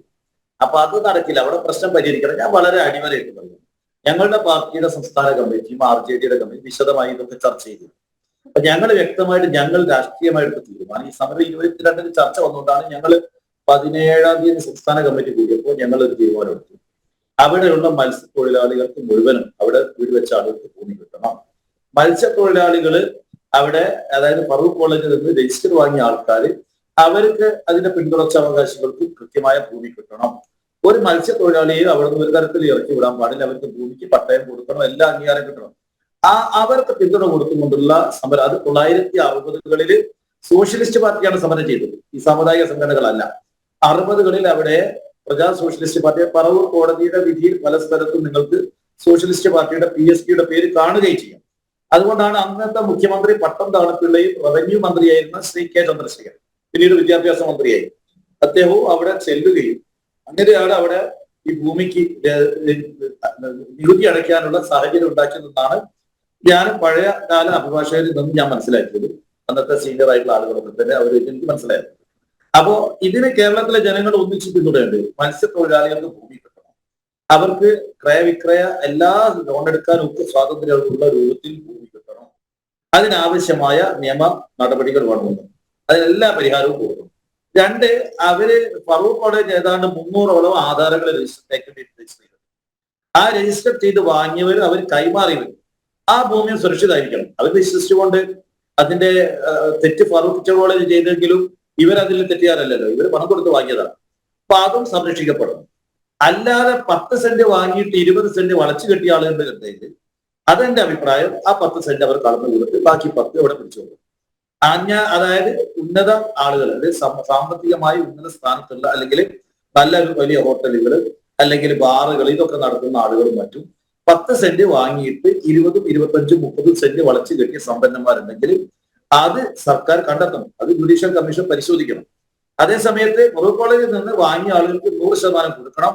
യഥാർത്ഥത്തിൽ അവിടെ താമസിച്ച് വരുന്ന മത്സ്യത്തൊഴിലാളികൾ പലരുടെ അവസ്ഥ നമുക്കറിയാം. മത്സ്യത്തൊഴിലാളികൾ അവന്റെ വീട് ഇന്ന് കടപ്പുറത്തായിരിക്കും, നാളെ ഒരു പക്ഷേ ആ ഭാഗം കടലെടുത്ത് പോകും. അപ്പൊ അവൻ നിർബന്ധിതനാവും അതിന് തൊട്ട് പുറകിൽ വീട്, അല്ലാതെ അവന് മാർഗമില്ല, കടലിൽ പോയി വീടുണ്ടാക്കാൻ പറ്റില്ലല്ലോ, അവൻ അവിടെ ജീവിക്കട്ടെ. അപ്പൊ അവിടെ വീടുണ്ടാക്കുക, അവനെ സംരക്ഷിക്കൽ സമൂഹത്തിന്റെ ഉത്തരവാദിത്തം. അതിന് വഖഫ് ഭൂമിയാണോ മറ്റൊന്നും അവിടെ നോക്കേണ്ടതില്ല. ആ കടലിന്റെ മക്കൾക്ക് അവിടെ സംരക്ഷണം കൊടുക്കണം, അതിനാവശ്യമായ നടപടി ഉണ്ടാവണം. അതാണ് അടിസ്ഥാനപരമായ പ്രശ്നം. അല്ലാതെ ഇവിടെ വഖഫ് ഈ പുതിയ ഇപ്പൊ ഇവിടെ ഈ ചർച്ച വരുന്നത് ശ്രീ കാസയുടെ ആളൊക്കെ പറയുന്നത് കേന്ദ്രത്തിൽ ഈ നിയമം ഒന്നങ്ങ് പാസ്സാക്കിയിരുന്നെങ്കിൽ ഈ പ്രശ്നം പരിഹരിക്കായിരുന്നു. പുതിയ നിയമം പാസ്സാക്കിയത് കൊണ്ട് എങ്ങനെയാ പരിഹരിക്കുക? പുതിയ നിയമം ഇത് വഖഫ് അല്ല എന്നങ്ങ് പ്രഖ്യാപിക്കുക. ഈ ഭൂമി വഖഫ് അല്ല, ഞങ്ങൾ പറയുന്നു വഖഫായിട്ട് ഇപ്പൊ പരിഗണിക്കേണ്ടതില്ല, അത് തീരട്ടെ എന്നാണ് നമ്മുടെ ഒക്കെ നിലപാട്. ഇനി വഖഫ് അല്ല എന്ന് കേന്ദ്ര നിയമം വന്നാൽ എന്താ സംഭവിക്കുക? ഈ ഭൂമിയുടെ യഥാർത്ഥ ഉടമസ്ഥ അവകാശം ഫറൂഖ് കോളേജിലേക്ക് പോകും. ഫറൂഖ് കോളേജിലേക്ക് പോകുന്ന സമയത്ത് സ്വാഭാവികമായും അവർ രജിസ്റ്റർ ചെയ്ത ഭൂമി 300 ആധാരങ്ങൾക്ക് വാലിഡിറ്റി കിട്ടും, അതിന് നിയമപരമായ പരിരക്ഷ കിട്ടും. അവശേഷിക്കുന്ന ഭൂമി അതായത് ഇപ്പൊ മത്സ്യത്തൊഴിലാളികള് രജിസ്ട്രേഷൻ കിട്ടാതെ ആരെങ്കിലും താമസിക്കുന്നുണ്ടെങ്കിൽ അപ്പോഴും പ്രശ്നമല്ലേ? അപ്പൊ എന്ത് വേണ്ടി വരും? ആ ഭൂമിക്ക് കേന്ദ്ര നിയമം കൊണ്ടങ്ങ് കിട്ടുമോ? കിട്ടൂല. അപ്പൊ ആ ഭൂമി കിട്ടണമെങ്കിൽ ഫറൂഖ് കോളേജ് കൃത്യമായിട്ട് ഇവർക്ക് ഒന്നുകിൽ ഡോക്യുമെന്റ് ചെയ്ത് കൊടുക്കണം, അല്ലെങ്കിൽ സംസ്ഥാന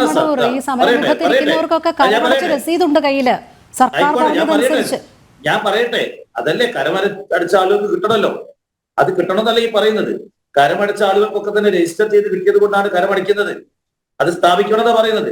അതേ സമയത്ത് ഈ ഫറൂഖ് കോളേജ് രജിസ്റ്റർ ചെയ്യാത്തതും എന്നാൽ അവിടെ താമസിച്ചു വരുന്നതുമായ മത്സ്യത്തൊഴിലാളികൾക്ക് സർക്കാർ പ്രത്യേകമായ ഉത്തരവിലൂടെയോ മറ്റു നടപടി ജുഡീഷ്യൽ കമ്മീഷന്റെ റെക്കമെൻഡേഷൻ മുഖേനയോ അവർക്കും ഭൂമിയിൽ സ്ഥിരമായ അവകാശം കൊടുക്കണം.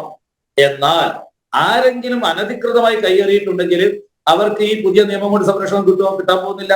അപ്പൊ പുതിയ നിയമം കൊണ്ടോ പുതിയ വഖഫ് നിയമം കൊണ്ടോ ഈ പ്രശ്നം പരിഹരിക്കാൻ പോകുന്നില്ല. അതാണ് ഞാൻ പറഞ്ഞു വരുന്നത്. ഈ പ്രശ്നം പരിഹരിക്കാൻ സംസ്ഥാന ഗവൺമെന്റിന് മാത്രമേ സാധിക്കൂ. അപ്പൊ സംസ്ഥാന ഗവൺമെന്റ് ഫറൂഖ് കോളേജിന്റെ ആളുകളുമായി സംസാരിക്കുകയും ഈ ഭൂമിയുടെ പ്രശ്നങ്ങൾ ശാശ്വതമായിട്ട് എല്ലാവരും ചേർന്നുകൊണ്ട് പരിഹരിക്കാനേ സാധിക്കുള്ളൂ. ഇത് വഖഫ് ഭൂമി അല്ല എന്നാണ് ഒരു വിഭാഗം പണ്ഡിതന്മാർ പറയുന്നത്. കാരണം ഇതിന് ക്രയവിക്രയ അധികാരമുണ്ട്. എന്നാൽ ഈ ഭൂമിയെ ധാരാളം അതൊക്കെ കമ്മീഷൻ പഠിക്കട്ടെ. ഏതായാലും ആത്യന്തികമായി ഇവിടെ നിങ്ങൾ ഈ പ്രചരിപ്പിക്കുന്നത് പോലെ ഒരു പ്രധാനപ്പെട്ട സംഘടനകളും ഇവർക്ക് ഭൂമി കൊടുക്കരുതെന്ന് പറഞ്ഞിട്ട് കൊടുക്കണം. എങ്ങനെ പരിഹരിക്കാന്നാണ് നോക്കേണ്ടത്. അല്ലാതെ ഈ പുതിയ നിയമം വന്നതുകൊണ്ട്, പുതിയ വഖഫ് നിയമം വന്നതുകൊണ്ട് മുനമ്പത്തെ പ്രശ്നം പരിഹരിക്കില്ല. എങ്ങനെ പരിഹരിക്കുന്നത് നിങ്ങൾ പറയുന്നത്? അങ്ങനെ ആ പുതിയ നിയമം വന്നാല് വഖഫ് ബോർഡിനെ പ്രഖ്യാപിക്കാനുള്ള അധികാരം പോകുന്നതാണ് പറയുന്നത്. ആയിക്കോട്ടെ, 40-ാം വകുപ്പ് ഡിലീറ്റ് ചെയ്തിരിക്കുന്നു. പക്ഷേ ഇത് വഖഫ് ഭൂമി ആണോ അല്ലയോ എന്നുള്ളത് പിന്നീട് കലക്ടറെ പ്രഖ്യാപിക്കണം എന്നാണ് പറയുന്നത്. ഇവിടെ കലക്ടറുടെയും മുകളിലുള്ള, അതായത് നിസാർ കമ്മീഷന്റെ റെക്കമെൻഡേഷൻ പ്രകാരം അത് സംസ്ഥാന ഗവൺമെന്റ് അക്കാര്യം തന്നിരിച്ചു. അത് അവിടെ നിൽക്കേണ്ട ഒരു ഭാഗം. അത് പിന്നെ വഖഫ് ബോർഡ് അപ്പോഴും നോട്ടീസ് അയക്കും. വഖഫ് ബോർഡ് എപ്പോഴാണ് ഇടപെടുന്നത്? ഈ കരമടയ്ക്കുന്നത് എപ്പോഴാണ് അവസാനിച്ചത്? വഖഫ് ബോർഡിന്റെ നോട്ടീസ് എപ്പോഴാണ് വരുന്നത്? അത് ഈ വഖഫ് സംരക്ഷണ സമിതി എന്ന് പറയുന്ന ഈ സിദ്ദിഖ് സേട്ടിന്റെ ബന്ധുക്കളും അടക്കമുള്ള ആളുകൾ ഹൈക്കോടതിയിൽ പോയിട്ട് അങ്ങനെ കേസ് വന്നപ്പോഴാണ് നിർബന്ധിതാവസ്ഥയിൽ നോട്ടീസ് വരുന്നത്. അല്ലാതെ വഖഫ് ബോർഡ് ഒരു ദിവസം നോട്ടീസ് എടുത്ത് എല്ലാവരെയും ബുദ്ധിമുട്ടിക്കാൻ വേണ്ടി നോട്ടീസ് അയച്ചിട്ടില്ല. അതൊക്കെ തെറ്റായ പ്രചരണമാണ്. അവർ ഹൈക്കോടതിയിൽ പോയപ്പോഴാണ് നോട്ടീസ് വന്നത്. ആ നോട്ടീസ് നമ്മളൊരു മതപരമായ നിർദ്ദേശത്തിന് വേണ്ടി ഉപയോഗിക്കേണ്ട കാര്യമല്ല. അത് ഹൈക്കോടതിയുടെ നിർദ്ദേശപ്രകാരം കരമടയ്ക്കൽ നിർത്തണമെന്ന് പറയും. അത് സംസ്ഥാന സർക്കാർ പറഞ്ഞിരിക്കുന്നു. റിവ്യൂ പെറ്റീഷൻ കൊടുത്ത് എങ്ങനെ പരിഹരിക്കാം, ഇല്ലെങ്കിൽ സുപ്രീം കോടതിയിൽ പോകേണ്ടി വരും. അതേപോലെ ജുഡീഷ്യൽ അല്ലാതെ ശാശ്വതമായിട്ടൊരു പരിഹാരം ചർച്ചയിലൂടെ നിയമപരമായ പരിരക്ഷ ഉറപ്പുവരുത്തിക്കൊണ്ടുള്ള ചർച്ച, ഇതൊക്കെയാണ് വേണ്ടത്. അല്ലാതെ നിങ്ങൾ കേന്ദ്രത്തിൽ കൊണ്ടുവന്ന നിയമം കൊണ്ട് ഇവിടെ പരിഹരിക്കുമോ? ഇങ്ങനെ അതൊക്കെ വിശദീകരിച്ചാൽ കൊള്ളാം. ശരി, അങ്ങനെയാണെങ്കിൽ ഈ ജുഡീഷ്യൽ കമ്മീഷന്റെ പ്രസക്തി? ജുഡീഷ്യൽ കമ്മീഷൻ ഇതിൽ ഈ ഭൂമി ആർക്കൊക്കെയാണ് ഫറൂഖ് കോളേജ് രജിസ്റ്റർ ചെയ്ത എത്ര ഭൂമി വീതം കണ്ടെത്തണം. അതേപോലെ ഈ ദാനം ചെയ്ത വഖഫ് ചെയ്ത വ്യക്തിക്ക് ഇത് വഖഫ് ചെയ്യാനുള്ള അധികാരമുണ്ടോ? ഈ ഭൂമി അദ്ദേഹത്തിന് എവിടെ നിന്ന് കിട്ടി? അത് നേരത്തെ പറഞ്ഞതുപോലെ പാട്ടത്തിന് കിട്ടിയതാണോ? അദ്ദേഹത്തിന്റെ ഒരു ബന്ധു പറയുന്ന ഒരു രാധാദേവി എന്ന് പറയുന്ന ഒരു സ്ത്രീയോട് വാങ്ങി എന്നുള്ളൊരു വാദം കേൾക്കുന്നുണ്ട്. എങ്ങനെ ഏതായാലും സത്യസന്ധമായി എന്താണ് ഭൂമിയുടെ ഉടമസ്ഥാവകാശം? ഇത് രാജാവ് കൊടുത്തതാണെങ്കിൽ അതെങ്ങനെ വേണം? അപ്പൊ രാജാവ് ഇദ്ദേഹത്തിന് ലീസിന് കൊടുത്തതാണെങ്കിൽ ഇത് വഖഫ് ചെയ്യാൻ പാടില്ല. ഇസ്ലാമിക നിയമപ്രകാരം വഖഫ് ചെയ്യാൻ പാടില്ല. ആത്യന്തികമായി സമ്പൂർണമായി സ്വയം കൈവശമുള്ള അധികാരമുള്ള കൃത്യമായ ഭൂമി മാത്രമേ വഖഫ് ചെയ്യാൻ പാടുള്ളൂ. ദൈവത്തിന് ഇപ്പോ ആളുകളുടെ മോഷ്ടിച്ച മുതലോ അല്ലെങ്കിൽ ഏത് ദൈവത്തിനായാലും ഇപ്പോ നമ്മുടെ ക്രിസ്ത്യൻസിന്റെ ആയാലും മുസ്ലിംസിന്റെ ആയാലും ഹിന്ദുസിന്റെ ആയാലും ദൈവത്തിന് ഒരു തരത്തിലുള്ള കേടുള്ള ഭൂമിയോ അല്ലെങ്കിൽ സ്വത്തോ ആവശ്യമില്ലല്ലോ. അത് കൊണ്ടു കൊടുക്കേണ്ട കാര്യമില്ല. അപ്പൊ ക്ലിയർ ആയിട്ടുള്ള ഭൂമിയാണെന്ന് ഉറപ്പുവരുത്തണം. അങ്ങനെ ഒരു കമ്മീഷൻ റിപ്പോർട്ട് സർക്കാരിന് സമർപ്പിച്ചു കഴിഞ്ഞാൽ സർക്കാർ അടുത്ത് എന്ത് നടപടികളിലേക്ക് കടക്കും? ആ സർക്കാർ ആ സമയത്ത് അതായത് ഈ ഭൂമി ഇദ്ദേഹത്തിന് അധികാരമില്ലാത്ത ഭൂമിയാണ് വഖഫ് ചെയ്തതെങ്കിൽ കാര്യങ്ങൾ എളുപ്പമായല്ലോ. അതോടുകൂടി സർക്കാരിന്റെ ഭൂമിയായില്ലേ. പിന്നെ സർക്കാർ എന്ത് തീരുമാനം എടുത്തുകൂടാത്തത്? അവിടെയുള്ള എല്ലാ മത്സ്യത്തൊഴിലാളികളെയും സംരക്ഷിക്കാം. ഇത് രാജാവ് ലീസിന് കൊടുത്ത ഭൂമി നിയമവിരുദ്ധമായിട്ട് സാധാരണ ഒരു ഭൂമി ലീസ് കൊടുത്ത 100 വർഷമാണല്ലോ സാധാരണ കൊടുക്കുക, പരമാവധി കൊടുക്കുക. അപ്പൊ അങ്ങനെയാണ് അതിന്റെ കാലാവധി അതായത് ഒരു വിഭാഗം ജനത അവർ നേരിടുന്ന പ്രശ്നങ്ങൾ ഇതിനു മുൻപ് തന്നെ കാലാകാലങ്ങളായി അവതരിപ്പിച്ചു കഴിഞ്ഞു. അതിൽ ഒന്നുകൂടി ഇനി പഠനം നടത്താൻ ഇരിക്കുകയാണ് സർക്കാർ. എന്നിട്ട് തീരുമാനിക്കാമെന്നാണ്. അത് 3 മാസത്തേക്കല്ലേ? 3 മാസം കൊണ്ട് പരിഹരിക്കട്ടെ. നമ്മൾ എല്ലാ കാലവും ചെറിയ കുട്ടുശാന്തി പരിഹാരം ഉണ്ടാക്കി ഇപ്പോൾ പറഞ്ഞ കണക്കുകൾ പ്രകാരം നോക്കുകയാണെങ്കിൽ ഇതെങ്ങനെ 3 മാസം കൊണ്ട് തീരും? ശ്രീ സലിം മടവൂർ, താങ്കൾ ഇപ്പോൾ പറഞ്ഞതനുസരിച്ച് ഇത് വഖഫ് ബോർഡിന് അവകാശപ്പെട്ടതാണ്. അല്ല, ഈ സിദ്ദിഖ് സെട്ടിന് ഭൂമി ഏത് രൂപത്തിലാണ് കിട്ടിയത്, കൈവശം വന്നിരിക്കുന്നത്? ഈ ഭൂമി ആരെങ്കിലും ലീസിന് വാങ്ങിയതാണോ? ലീസിന് വാങ്ങിയിട്ട് നിയമവിരുദ്ധമായിട്ട് വഖഫ് ചെയ്തതാണോ? ഈ വഖഫിന്റെ സാങ്കത്യമുണ്ടോ? ഒരു ജുഡീഷ്യൽ ഹൈക്കോടതിയിലെ റിട്ടയർഡ് ആക്ടിംഗ് ചീഫ് ജസ്റ്റിസ് ആണ് പരിശോധിക്കുന്നത്. പരിശോധിക്കട്ടെ, അതിന് സമയം കൊടുക്കാം. നമുക്കതിന് സമയം കൊടുക്കാം. ഇത് പരിശോധിക്കട്ടെ. ഇനി ഇത് ഒറിജിനൽ ഭൂമിയാണ് തന്നെ വെക്കുക. അപ്പോൾ ഞങ്ങൾക്ക് വേറെ നിലപാടൊന്നുമില്ല. അവിടെയുള്ള മത്സ്യത്തൊഴിലാളികളെ സംരക്ഷിക്കണം. ഫറൂഖ് കോളേജ് രജിസ്റ്റർ ചെയ്തുകൊണ്ട് ഭൂമി വാങ്ങിയ ആളുകളുടെ താല്പര്യം സംരക്ഷിക്കണം. നമ്മൾ അതിനൊന്നും വേറെ തരത്തിൽ ഒന്നും കാണുന്നത് അവരെ സംരക്ഷിക്കണം. അതിനാവശ്യമായ വേണ്ടി വന്നാൽ സമരം ചെയ്യാൻ ഞങ്ങളെ പോലെയുള്ള പ്രസ്ഥാനങ്ങൾ ഇപ്പോൾ ഉള്ള BJP സ്പോൺസർഡ് സമരമല്ല, അല്ലാതെ പണ്ട് കാലത്ത് സോഷ്യലിസ്റ്റുകൾ സമരം ചെയ്തിട്ടുണ്ട്. ഞങ്ങൾ ഇനി അവിടെയുള്ള മത്സ്യത്തൊഴിലാളികൾക്ക് വേണ്ടി സമരം ചെയ്യാൻ വേണ്ടി വന്നാൽ സമരം ചെയ്യണമെന്ന് തീരുമാനിച്ചിട്ടാണ് ഞങ്ങൾ വിളിച്ചത്. ശരി ശരി. ശ്രീ ആരിഫ് ഹുസൈൻ, മുനമ്പം ജനതയ്ക്ക് നീതി കിട്ടുമോ എന്നുള്ള കാര്യം ഇനിയും അകലെ തന്നെയാണ് നിലനിൽക്കുന്നത്. കാരണം ഇപ്പോൾ പറഞ്ഞതുപോലെയാണെങ്കിൽ ഇനി ആദ്യം മുതൽക്കേ പഠനം തുടങ്ങേണ്ടിയിരിക്കുന്നു. സേട്ടിന്റെ കുടുംബം കൈമാറിയതടക്കമുള്ള കാര്യങ്ങളിലൊക്കെ ഈ കമ്മീഷന് ചെന്നെത്തേണ്ടി വരും. അപ്പോഴും യാതൊരു തരത്തിലുള്ള ക്രയവിക്രയങ്ങളും സാധിക്കാതെ, മക്കളുടെ പഠനത്തിനോ കല്യാണ ആവശ്യങ്ങൾക്കോ ലോൺ എടുക്കുന്നതിനോ ഒന്നും സാധിക്കാതെ ഒരു ജനത ഇങ്ങനെ സമരമുഖത്ത് തന്നെ ഇരിക്കേണ്ടി വരികയാണ്. യെസ്, ഇവിടെ ഇദ്ദേഹം പറഞ്ഞതിൽ വീണ്ടും നമ്മൾ അതിലേക്ക് വരേണ്ടി വരികയാണ്. 2-3 കാര്യങ്ങൾ വളരെ തെറ്റിദ്ധരിപ്പിക്കുന്ന രീതിയിലാണ് കാര്യങ്ങൾ പറഞ്ഞു വെച്ചിരിക്കുന്നത്. ഒന്നാമത്തെ കാര്യം, മുനമ്പത്തെ ജനങ്ങൾക്ക് ആ സ്ഥലവുമായി ബന്ധപ്പെട്ട് അവർ അടച്ചുകൊണ്ടിരുന്ന ലാൻഡ് ടാക്സ് അടയ്ക്കുന്നത് ഉൾപ്പെടെയുള്ള കാര്യങ്ങൾ നിർത്തിവെക്കേണ്ടി വന്നു. അല്ലെങ്കിൽ അത് അവർക്ക് അടയ്ക്കാൻ പറ്റാതെ ആയത് അതിൽ വഖഫിന് ബന്ധമൊന്നുമില്ല, അത് കോടതി എന്തോ പറഞ്ഞുകൊണ്ടാണ് അങ്ങനെ വന്നതെന്നൊക്കെയുള്ള രീതിയിൽ പറഞ്ഞു വെക്കുന്നു. ഇത് എന്തിനാണ് ഇങ്ങനെ പച്ചയായ നുണ പറയണമെന്നാണ് ഞാൻ ചോദിക്കുന്നത്. വഖഫ് ബോർഡും അതുപോലെ തന്നെ അവർ ഉന്നയിച്ച ആവശ്യവും പ്രകാരം നമ്മളെ വഖഫ് സംരക്ഷണ പ്രോപ്പർട്ടി സംരക്ഷണ ഒരു കൂട്ടായ്മയും അതുകൂടാതെ നമ്മൾ നിസാർ കമ്മിറ്റിയും ഇതിനൊക്കെ തുറന്നുണ്ടായിട്ടുള്ള നീക്കങ്ങളുടെ ഭാഗമായിട്ട് അവരാവശ്യപ്പെട്ടത് പ്രകാരമാണ് റവന്യൂ ഡിവിഷനോട് ഗവൺമെന്റ് വാക്കാൽ ആവശ്യപ്പെടുന്നത്. ഇതിൽ ഒരു പ്രശ്നമുണ്ട്, നിങ്ങൾ ഇത് ചെയ്യണം, ഇത് ഈ പറയുന്ന ടാക്സ് കളക്ട് ചെയ്യുന്നത് നിർത്തണമെന്ന്. അത് വാക്കാലുള്ള ഒരു ഓർഡർ ആയിരുന്നു. അതിന്റെ ഭാഗമായിട്ട് കരമടയ്ക്കാൻ വേണ്ടി വരുന്ന ആളുകളോട് പിന്നീട് റവന്യൂ ഉദ്യോഗസ്ഥരാണ് പറയുന്നത് നിങ്ങളുടെ കരം ഇവിടെ സ്വീകരിക്കാൻ കഴിയില്ല, അതിന് ഇന്ന ഒരു പ്രശ്നമുണ്ട്, വഖഫിന്റെ ഒരു പ്രശ്നം ഇവിടെ വന്നിട്ടുണ്ട് എന്ന് പറഞ്ഞുകൊണ്ട് അവർക്ക് അത് അടയ്ക്കാൻ പറ്റാതെ ആയിപ്പോയത്. അങ്ങനെയാണ്. അപ്പൊ ഇതിനകത്ത് കൃത്യമായ പങ്ക് വഖഫിനുണ്ട്. എന്തിനാണ് ആ പങ്കില്ല എന്ന് പറയാൻ വേണ്ടിയിട്ട് ഇവിടെ ഈ നമ്മളുടെ സലീം സാഹിബ് ശ്രമിക്കണമെന്ന് എനിക്ക് എത്ര ആലോചിച്ചിട്ടും മനസ്സിലാവുന്നില്ല. നമ്മൾ എന്തിനാണ് വഖഫിനെ വെളുപ്പിക്കുന്നത്? വഖഫ് ഉണ്ടാക്കുന്ന കുഴപ്പം അത് കുഴപ്പമാണെന്ന് പറയാൻ എന്തിനാണ് തടസ്സം? ആ തടസ്സം മുസ്ലിങ്ങളടക്കം ഫേസ് ചെയ്യുന്ന വിഷയമായിരിക്കെ നിങ്ങൾ ആരെ രക്ഷിക്കാൻ വേണ്ടിയിട്ടാണ് ഇത് കുഴപ്പമില്ല എന്ന് പറയാൻ വേണ്ടിയിട്ട് ഇവിടെ മെനക്കെടുന്നത്?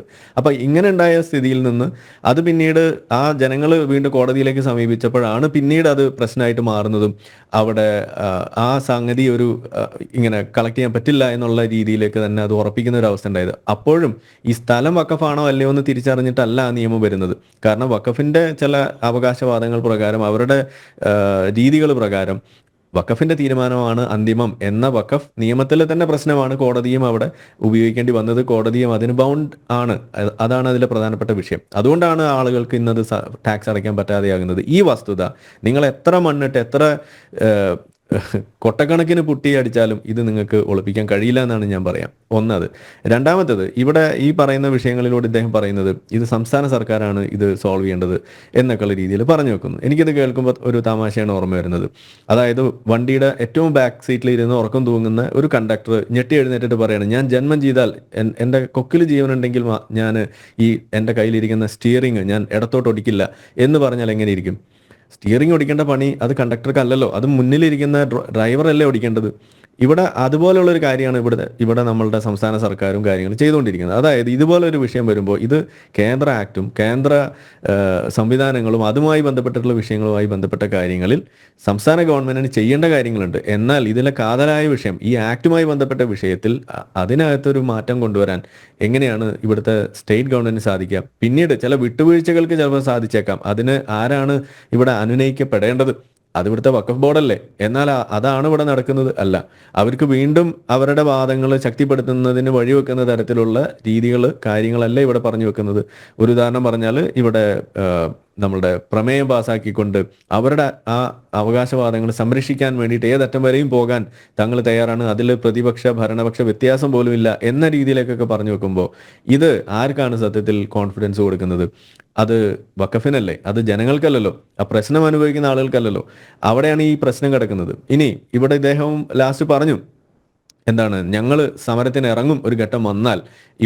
BJP സ്പോൺസേഡ് സമരമൊന്നും ആയിരിക്കില്ല എന്നാണ് പറയുന്നത്. ഞാൻ ചോദിക്കുന്നത്, ഇപ്പോൾ സമരം തുടങ്ങിയിട്ട്, ഈ പ്രശ്നം തുടങ്ങിയിട്ട് 2 വർഷം കഴിഞ്ഞു, ഇതുവരെ അദ്ദേഹത്തിന്റെ സമരം ഇതുവരെ തുടങ്ങിയിട്ടില്ല. ഇനി ഇവർ യഥാർത്ഥത്തിൽ സമരവുമായിട്ട് ഇറങ്ങിയിട്ട് ഇപ്പോൾ 1-2 മാസം ആവുന്നു. ഇപ്പോഴും ഇതുവരെ ഇറങ്ങാൻ ഇവർക്ക് സാധിച്ചില്ല. പക്ഷേ പ്രശ്നം, നിങ്ങൾ സമരം ചെയ്യുന്നത് ആളുകൾ മുഴുവൻ BJP സ്പോൺസർ. നിങ്ങൾക്ക് എന്തുകൊണ്ട് നാളെ തന്നെ ഇറങ്ങി ചെന്നിട്ട് അവരുടെ പ്രശ്നം കൃത്യമായിട്ട് മനസ്സിലാക്കാനും പഠിക്കാനും ശ്രമിച്ചുകൊണ്ട് അവരുടെ ആ ആവശ്യം എന്താണോ അതിനനുസരിച്ച് ഒരു സമരത്തിന് നിങ്ങൾക്ക് എന്തുകൊണ്ട് സാധിക്കുന്നില്ല? അതാണ് എനിക്ക് ചോദിക്കാനുള്ളത്. നിങ്ങൾ ബാക്കിയുള്ള ആളുകൾ സമരം ചെയ്യുന്നത് ശരിയല്ല, അവരുടെ സ്പോൺസർഷിപ്പ് ശരിയല്ല, അവർ ഉയർത്തിയ മുദ്രാവാക്യത്തിൻ്റെ വള്ളി മിസ്സായി, സംഗതി മിസ്സായി എന്നൊക്കെ പറയുന്നത് ഇത് എന്ത് തരം രീതിയാണെന്നാണ് നമ്മൾ ചോദിക്കാനുള്ളത്. നിങ്ങൾ ഏറ്റവും മിനിമം സമരം ചെയ്യുന്ന ആളുകളുടെ എന്ത് വേണമെങ്കിലും പോട്ടെ, അത് ഏറ്റെടുക്കുന്ന ആളുകളുടെ നിറവോ മണമോ ഒക്കെ പോട്ടെ, പക്ഷെ ആ ജനങ്ങൾ അത് നിങ്ങൾ മനസ്സിലാക്കണ്ടേ, അവരെന്താണ് ഇതിനകത്ത് തെറ്റ് ചെയ്തത്? ഇനി നിങ്ങൾ പറയുന്നു അവർക്ക് വേണ്ട കാര്യങ്ങളൊക്കെ എത്തിച്ചു കൊടുക്കും, അവരുടെ ഒരു തുണ്ട് ഭൂമി പോലും ഇവിടെ പോകാതെ നോക്കും എന്നൊക്കെ പറയുമ്പോൾ നിങ്ങൾ എന്താ ഉദ്ദേശിക്കുന്നത്? ഓൾറെഡി അവരുടെ ഭൂമിയാണ്, അവർ ടാക്സ് പേ ചെയ്തുകൊണ്ടിരുന്ന ഭൂമിയാണ് എന്നുള്ള കാര്യം നിങ്ങൾ മറന്നുപോവാണ്. അവിടെ കടന്നു വന്ന് പ്രശ്നമുണ്ടാക്കിയ ആളുകളെ അല്ലേ നിങ്ങൾ സത്യത്തിൽ അവിടെ പറയേണ്ടത്? അതായത് അവരുടെ ലക്ഷ്യം ഇവിടെ നടക്കാൻ പോകുന്നില്ല. അവരുടെ ഇതുപോലെ കരമടച്ച് സ്വന്തം സ്ഥലമായി ക്രയവിക്രയങ്ങൾ നടത്തി ജീവിച്ചുകൊണ്ടിരുന്ന ആളുകളുടെ സ്ഥലങ്ങൾ ഇതുപോലെ കയ്യേറുന്ന പരിപാടി അത് അനുവദിക്കാനാകില്ല എന്നല്ലേ സത്യത്തിൽ നിങ്ങൾ പറയേണ്ടത്? അതിന് പകരം ഇത് അവിടെ നിങ്ങൾ ഈ ഭൂമാഫിയയോ അതല്ലെങ്കിൽ ഏതെങ്കിലും 5-10 സെന്റ് സ്ഥലം കൂടുതലെടുത്തു എന്നൊക്കെ പറയുന്ന വാദങ്ങൾ ഇതിനകത്തേക്ക് കൊണ്ടുവച്ചുകൊണ്ട് നിങ്ങൾ സത്യത്തിൽ ഇവിടെ എന്താണ് പറയാൻ ഉദ്ദേശിക്കുന്നത്? നിങ്ങളുടെ പെർസ്പെക്റ്റീവ്സ് അവിടെ തലതിരിഞ്ഞതായി മാറുന്നു എന്നാണ് എനിക്ക് പറയാനുള്ളത്. ഇതല്ല അതിന്റെ രീതി എന്ന് എനിക്ക് ഉറക്കെ പറയേണ്ടി വരും. അവിടെയാണ് നമ്മൾ തുടക്കത്തിൽ പറഞ്ഞ കാര്യം വീണ്ടും ഇവിടെ ആവർത്തിക്കേണ്ടി വരുന്നത്. ഇതിൽ അമെൻമെന്റ് അല്ല ഇതിന്റെ വഴി എന്ന് പറയുന്നത്, ഇതിൽ ഒരു JPC അല്ല ഇതിന്റെ വഴി എന്ന് പറയുന്നത്. തുറന്ന ചർച്ചയ്ക്ക് വിട്ടുകൊണ്ട് അതിന് സാധിക്കുമെങ്കിൽ ആ ചർച്ചകൾ അവിടെ നടക്കുമെങ്കിൽ നടക്കാനുള്ള അവസരം ഉണ്ടാക്കി കൊടുത്തിട്ട് അതിനോട് പ്രതിപക്ഷത്തിന് ഉള്ള അവരുടെ യഥാർത്ഥത്തിലുള്ള തനിനിറം പുറത്തു വരാനുള്ള ഒരു അവസരം അവിടെ ജനങ്ങൾക്ക് കാണിച്ചു കൊടുത്തുകൊണ്ട് നടന്നില്ല എന്നുണ്ടെങ്കിൽ മുത്തലാഖ് നിരോധിച്ച പോലെയും അതല്ലെങ്കിൽ പൗരത്വ ഭേദഗതി നടപ്പിലാക്കിയതുപോലെയൊക്കെയുള്ള കാര്യങ്ങൾ ചെയ്തുകൊണ്ട് തന്നെ ഈ വഖഫ് ആ നിയമം തന്നെ റദ്ദാക്കുകയാണ് വേണ്ടത്. അത് ഇനിയെങ്കിലും ചെയ്യാണ് വേണ്ടത്. 75 ദിവസവും കാത്തു നിൽക്കാം, നമുക്ക് അതിന് ബുദ്ധിമുട്ടൊന്നുമില്ല. പക്ഷേ 75 ദിവസം കഴിഞ്ഞാലെങ്കിലും അവിടെ വീണ്ടും ഇതിൽ ചില വിഷയങ്ങൾ അപ്പോഴും ബാക്കി നിൽക്കുകയാണ്. Once a waqf always a waqf എന്നൊക്കെ പറയുന്ന സാധനങ്ങൾ ഇപ്പോഴും അവിടെ തൊട്ടിട്ടില്ല. അതൊക്കെ വീണ്ടും പരിഹരിക്കാൻ കിടക്കുന്ന വിഷയങ്ങളായിട്ട് മാറുകയാണ്. അവിടെയാണ് നമ്മൾ പറയുന്നത് ഇത് നിരോധനമാണ് വേണ്ടത്, ഈ വഖഫ് ആക്ട് എടുത്തു കളയാണ് വേണ്ടത്. ഒരു മതേതര രാജ്യത്തിൽ അത്തരം ഒരു നിയമത്തിൽ മതത്തിന് ഏതെങ്കിലും വിധേന ഒരു മേൽക്കൈ കിട്ടുന്ന രീതിയിലുള്ള ഒരു നിയമം അത് ഉണ്ടാക്കി വെക്കുന്നത് ശരിയല്ല എന്ന് തന്നെയാണ് നമുക്ക് ഈ ഒരു ഘട്ടത്തിൽ വീണ്ടും ആവർത്തിക്കാനുള്ളത്. ശരി, ശ്രീ ജയസൂര്യൻ, ഈ മുനമ്പം വിഷയം ആരംഭിച്ചത് മുതൽ അതിൻ്റെ സമരമുഖത്ത് BJP ഉണ്ടായിരുന്നു. നമുക്കറിയാം, റിലേ സത്യാഗ്രഹ സമരമടക്കം സമരമുഖത്ത് മുനമ്പം ജനത നിന്നപ്പോൾ അവർക്ക് ഐക്യദാർഢ്യവുമായി നിരവധി BJP പ്രവർത്തകർ അവിടെ എത്തിച്ചേർന്നതാണ്, അവരുടെ പ്രശ്നങ്ങൾ കേട്ടതാണ്. കേന്ദ്ര നേതാക്കളടക്കം സമരമുഖത്തേക്ക് എത്തിയിരുന്നു. കൃത്യമായി എന്താണ് മുനമ്പം വിഷയമെന്നും മുനമ്പം ജനത അനുഭവിക്കുന്ന പ്രശ്നങ്ങൾ എന്താണ് എന്നുള്ളത് വരുത്തി തീർക്കുന്നതിനും വലിയ രീതിയിലുള്ള ഇടപെടലാണ് ഉണ്ടായത് കേന്ദ്ര തലത്തിൽ തന്നെ. ഒടുവിൽ ഗത്യന്തരമില്ലാതെയാണ് സംസ്ഥാന സർക്കാരിന് ഈ വിഷയത്തിൽ ചർച്ച പോലും നടത്തേണ്ടി വന്നത്. ആ ഒരു ചർച്ചയുടെ പ്രഖ്യാപനം നടത്തിയത് ഉപതെരഞ്ഞെടുപ്പിന് തൊട്ട് മുൻപ്. മുഖം രക്ഷിക്കൽ തന്ത്രം ഇപ്പോൾ ഈ അവസാനത്തെ ജുഡീഷ്യൽ കമ്മീഷനിൽ വരെ എത്തി നിൽക്കുകയാണ്. ഇത് BJP സ്പോൺസേർഡ് സമരമാണ്. യഥാർത്ഥത്തിൽ ഇത് BJP സ്പോൺസേർഡ് സമരമാണ് എന്ന് ഇവിടുത്തെ ഇടത് വലത് മുന്നണികൾ ആവർത്തിച്ച് പറയുമ്പോൾ ഇത് BJPക്ക് വളരെയേറെ മൈലേജ് ഉണ്ടാക്കി കൊടുക്കാൻ ഇവർ തീരുമാനിച്ചിട്ടുണ്ട് എന്നല്ലേ മനസ്സിലാക്കേണ്ടത്. സത്യത്തിൽ സംഭവിച്ചത് എന്താണ്? 2 വർഷങ്ങൾക്ക് മുൻപ് ഈ സമരം അവിടെ ആരംഭിക്കുമ്പോൾ അതൊരു കൊടുങ്കാറ്റിന്റെ ആരംഭമാണെന്ന് തിരിച്ചറിയാൻ LDF-നും UDF-നും കഴിഞ്ഞില്ല. അതിന്റെ കാരണം ഞാൻ മുമ്പ് വ്യക്തമായി പറഞ്ഞതാണ്. കേരളത്തിൽ 33% വരുന്ന പൊളിറ്റിക്കൽ ഇസ്ലാമിന്റെ വോട്ട് ബാങ്കിന്റെ മുന്നിൽ ഓച്ചാനിച്ച് നിൽക്കുന്നത് കൊണ്ട് ക്രിസ്ത്യാനിയുടെ വോട്ട് വേണ്ട, ഹിന്ദുവിന്റെ വോട്ട് വേണ്ട, ഞങ്ങൾക്ക് സംഘടിത മുസ്ലിം വോട്ട് മതി, അതുകൊണ്ട് തന്നെ ഞങ്ങൾക്ക് കേരളം ഭരിക്കാൻ കഴിയുമെന്നുള്ള അമിതമായ ആത്മവിശ്വാസവും അഹങ്കാരവും കൊണ്ട് മുനമ്പം വിഷയം നെഗ്ലക്ട് ചെയ്ത് കളയാം എന്നവർ തീരുമാനിച്ചു. അതുകൊണ്ടാണല്ലോ കേരളത്തില് ഇത്രയധികം MP-മാരുണ്ടായിട്ടും പാർലമെന്റിൽ ഒരു ശബ്ദമുണ്ടായില്ല. ഞാൻ നേരത്തെ സൂചിപ്പിച്ചതുപോലെ JPC-യിൽ ഒരാൾ പോലും അംഗമാകാൻ തയ്യാറായില്ല. ഈ വിഷയത്തിന് നേരെ കടന്നു വന്ന് നിങ്ങളുടെ പ്രശ്നം എന്താണെന്ന് ചോദിക്കാൻ പോലും തയ്യാറായില്ല. ആ അവസരത്തിലാണ് BJP മുന്നോട്ട് വന്നത്. BJP ഈ സമരരംഗത്ത് വന്ന് ശക്തമായി പിന്തുണ കൊടുത്തത്. എന്നാൽ ആ സമയമെങ്കിലും ഇവർക്ക് മനസ്സിലാക്കാൻ കഴിയണ്ടേ, BJP ഇതാ രംഗത്ത് വന്നിരിക്കുന്നു, BJP സമരക്കാരോടൊപ്പം ഉണ്ട്, ഉപതെരഞ്ഞെടുപ്പ് നടക്കുകയാണ്, അതുകൊണ്ട് BJPക്ക് ചിലപ്പോൾ വോട്ട് ചെയ്യാൻ വരെ സാധ്യതയുണ്ട് ഇവിടുത്തെ ഈ പീഡിത ജനതയുടെ പ്രതിനിധികൾ, അതുകൊണ്ട് ഞങ്ങൾക്കിത് ഏറ്റെടുത്ത് കളയാം എന്ന് ചിന്തിക്കണ്ടേ. അപ്പൊ സാമാന്യബോധം LDF-ന് ഇല്ലാഞ്ഞിട്ടല്ല, UDF-നും ഇല്ലാഞ്ഞിട്ടല്ല. അപ്പൊ സാമാന്യബോധവും പൊളിറ്റിക്കൽ ബോധവും ഒക്കെ അവർ തൂക്കി നോക്കുന്നത് പൊളിറ്റിക്കൽ ഇസ്ലാമിന്റെ വോട്ട് ബാങ്കിന്റെ തൂക്കം നോക്കിയിട്ടാണ്. അപ്പോൾ ക്രിസ്ത്യാനിയുടെ ന്യൂനപക്ഷ ക്രിസ്ത്യാനിയാണെങ്കിലും 19% വോട്ടേ ഉള്ളൂ, മറുവശത്ത് നിന്നാൽ 33% വോട്ടുണ്ട്. അതുകൊണ്ട് 33%ഉള്ള ന്യൂനപക്ഷമാണ് യഥാർത്ഥ ന്യൂനപക്ഷം. 19%ഉള്ള ന്യൂനപക്ഷത്തെ ഞങ്ങൾ കണ്ടില്ലെങ്കിലും ഒന്നും ചെയ്യാനില്ല, അവരില്ലെങ്കിൽ ഞങ്ങൾക്ക് കേരളം ഭരിക്കാമെന്നുള്ള ധിക്കാരവും അഹങ്കാരവുമാണ് ഇവിടെ ഇപ്പോൾ കടന്ന കൈയാണ് ഈ പറഞ്ഞിരിക്കുന്നത്. BJP സ്പോൺസേർഡ് എന്ന് പറയുമ്പോൾ ആ വിഭാഗത്തെ മുഴുവൻ, പീഡനം അനുഭവിക്കുന്ന വിഭാഗത്തെ മുഴുവൻ BJPയുടെ പാളയത്തിലേക്ക് തള്ളിവിടാൻ കൂടി ഉള്ള ആത്മവിശ്വാസം LDF UDF സംവിധാനങ്ങൾക്ക് ഉണ്ടായി കഴിഞ്ഞാൽ ഞങ്ങളെ സംബന്ധിച്ചിടത്തോളം ഞങ്ങൾക്ക് കിട്ടുന്ന ബോണസാണ്, ഞങ്ങൾക്ക് സന്തോഷമാണ്, ഞങ്ങൾ സ്വാഗതം ചെയ്യും. പക്ഷെ അതിനുവേണ്ടിയല്ലല്ലോ ഈ രാജ്യത്തെ എല്ലാ വിഭാഗം ജനങ്ങളും ഇത് നേരിടുന്നുണ്ട്. ഇത് ക്രിസ്ത്യാനികളുടെ മാത്രം വിഷയമല്ല, ഞാൻ നേരത്തെ സൂചിപ്പിച്ചു, ഇത് ഹിന്ദുവിന്റെ മാത്രം വിഷയമല്ല. ഏറ്റവും കൂടുതൽ പീഡനം അനുഭവിക്കുന്നത് മുസ്ലിങ്ങളാണ്. മുസ്ലിമിന്റെ ഭൂമി, മുസ്ലിമിന്റെ സ്വത്തവകാശം, അതിന്റെയൊക്കെ വിശദാംശങ്ങളിലേക്ക് പോയാൽ നമ്മൾ ഞെട്ടിപ്പോകും. ഞാൻ ഒരൊറ്റ കാര്യം മാത്രം സൂചിപ്പിക്കാം. മുസ്ലിം കുടുംബത്തിലുള്ള ഒരു 5-6 പെൺകുട്ടികൾ ഉണ്ടെങ്കിൽ അവർക്ക് വീതപ്രകാരം വീതം കൊടുത്ത് വിട്ടതിന് ശേഷം ആ വീതം കൊടുത്ത സ്വത്ത് വഖഫ് ചെയ്യുന്ന ക്രൂരന്മാരുണ്ട്. ആ സ്ത്രീകളുടെ അവകാശം സംരക്ഷിക്കണ്ടേ? അപ്പൊ ഇങ്ങനെയുള്ള കാര്യങ്ങൾ കേസായിട്ട് കിടപ്പുണ്ട്. 40,000-ൽ പരം കേസുകൾ ഈ വഖഫ് ബോർഡിന്റെ മുമ്പിൽ, ട്രിബ്യൂണലിന്റെ മുമ്പിൽ കിടക്കുന്നതിൽ 42,000 കേസിൽ 40,000 കേസ് മുസ്ലിങ്ങളുടേതായത് എന്തുകൊണ്ടാണ്? അപ്പൊ മനുഷ്യാവകാശ ധ്വംസനം, വ്യക്തികളുടെ അവകാശ ധ്വംസനം, ഇതൊക്കെ കിരാതവും കാടത്തം നിറഞ്ഞതുമായ പ്രാകൃത മത നിയമത്തിന്റെ, ശരിയ നിയമത്തിന്റെ കീഴിൽ തന്നെ നടത്തണമെന്ന് വാശി പിടിക്കുമ്പോൾ അത് അങ്ങനെ തന്നെ നടത്തണമെന്ന് CPM-ഉം കോൺഗ്രസും നിർബന്ധിക്കുന്നത് എന്തുകൊണ്ടാണ്? അതാണ് ഇവിടെ ചോദ്യം ചെയ്യപ്പെടേണ്ടത്. അപ്പോൾ ഇവിടെ മതം അനുഷ്ഠിക്കുന്നതിൽ തെറ്റില്ല, മതപരമായ നിയമങ്ങൾ അനുഷ്ഠിക്കുന്നതിൽ തെറ്റില്ല, അതൊക്കെ മതത്തിന്റെ അകത്തുമതി. മതത്തിന് പുറത്തിറങ്ങിയിട്ട് കോടതിയെ നിയന്ത്രിച്ചാൽ, പാർലമെന്റിനെ നിയന്ത്രിച്ചാൽ, ഭരണഘടനയെ നിയന്ത്രിക്കാൻ വന്നാൽ അത് സാധ്യമല്ല എന്നാണ് കേന്ദ്ര ഗവൺമെന്റ് മുന്നോട്ട് വെച്ചിരിക്കുന്ന ഭേദഗതി കൊണ്ട് ഉദ്ദേശിക്കുന്നത്. അപ്പോൾ ആ ഭേദഗതി കൊണ്ടുവരുന്നത് വരെ ഭാരതീയ ജനതാ പാർട്ടി അതിനോടൊപ്പം നിൽക്കും, BJP അതിനോടൊപ്പം നിൽക്കും. അത്തരം സമരങ്ങൾക്ക് BJP ശക്തമായി പിന്തുണ കൊടുക്കുകയും ചെയ്യും.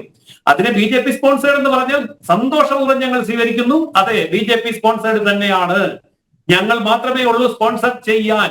എന്തുകൊണ്ട് നിങ്ങൾ സ്പോൺസർ ചെയ്യുന്നില്ല? എന്തുകൊണ്ട് BJP അല്ലാത്തവർ സ്പോൺസർ ചെയ്യുന്നില്ല? അവരുടെ നൂറ് പ്രശ്നങ്ങളുണ്ട്, നീറുന്ന പ്രശ്നങ്ങളുണ്ട്. എല്ലാം എണ്ണി എണ്ണി പറയേണ്ട സമയം ഇതല്ലാത്തത് കൊണ്ട് ഞാൻ പറയുകയാണ്.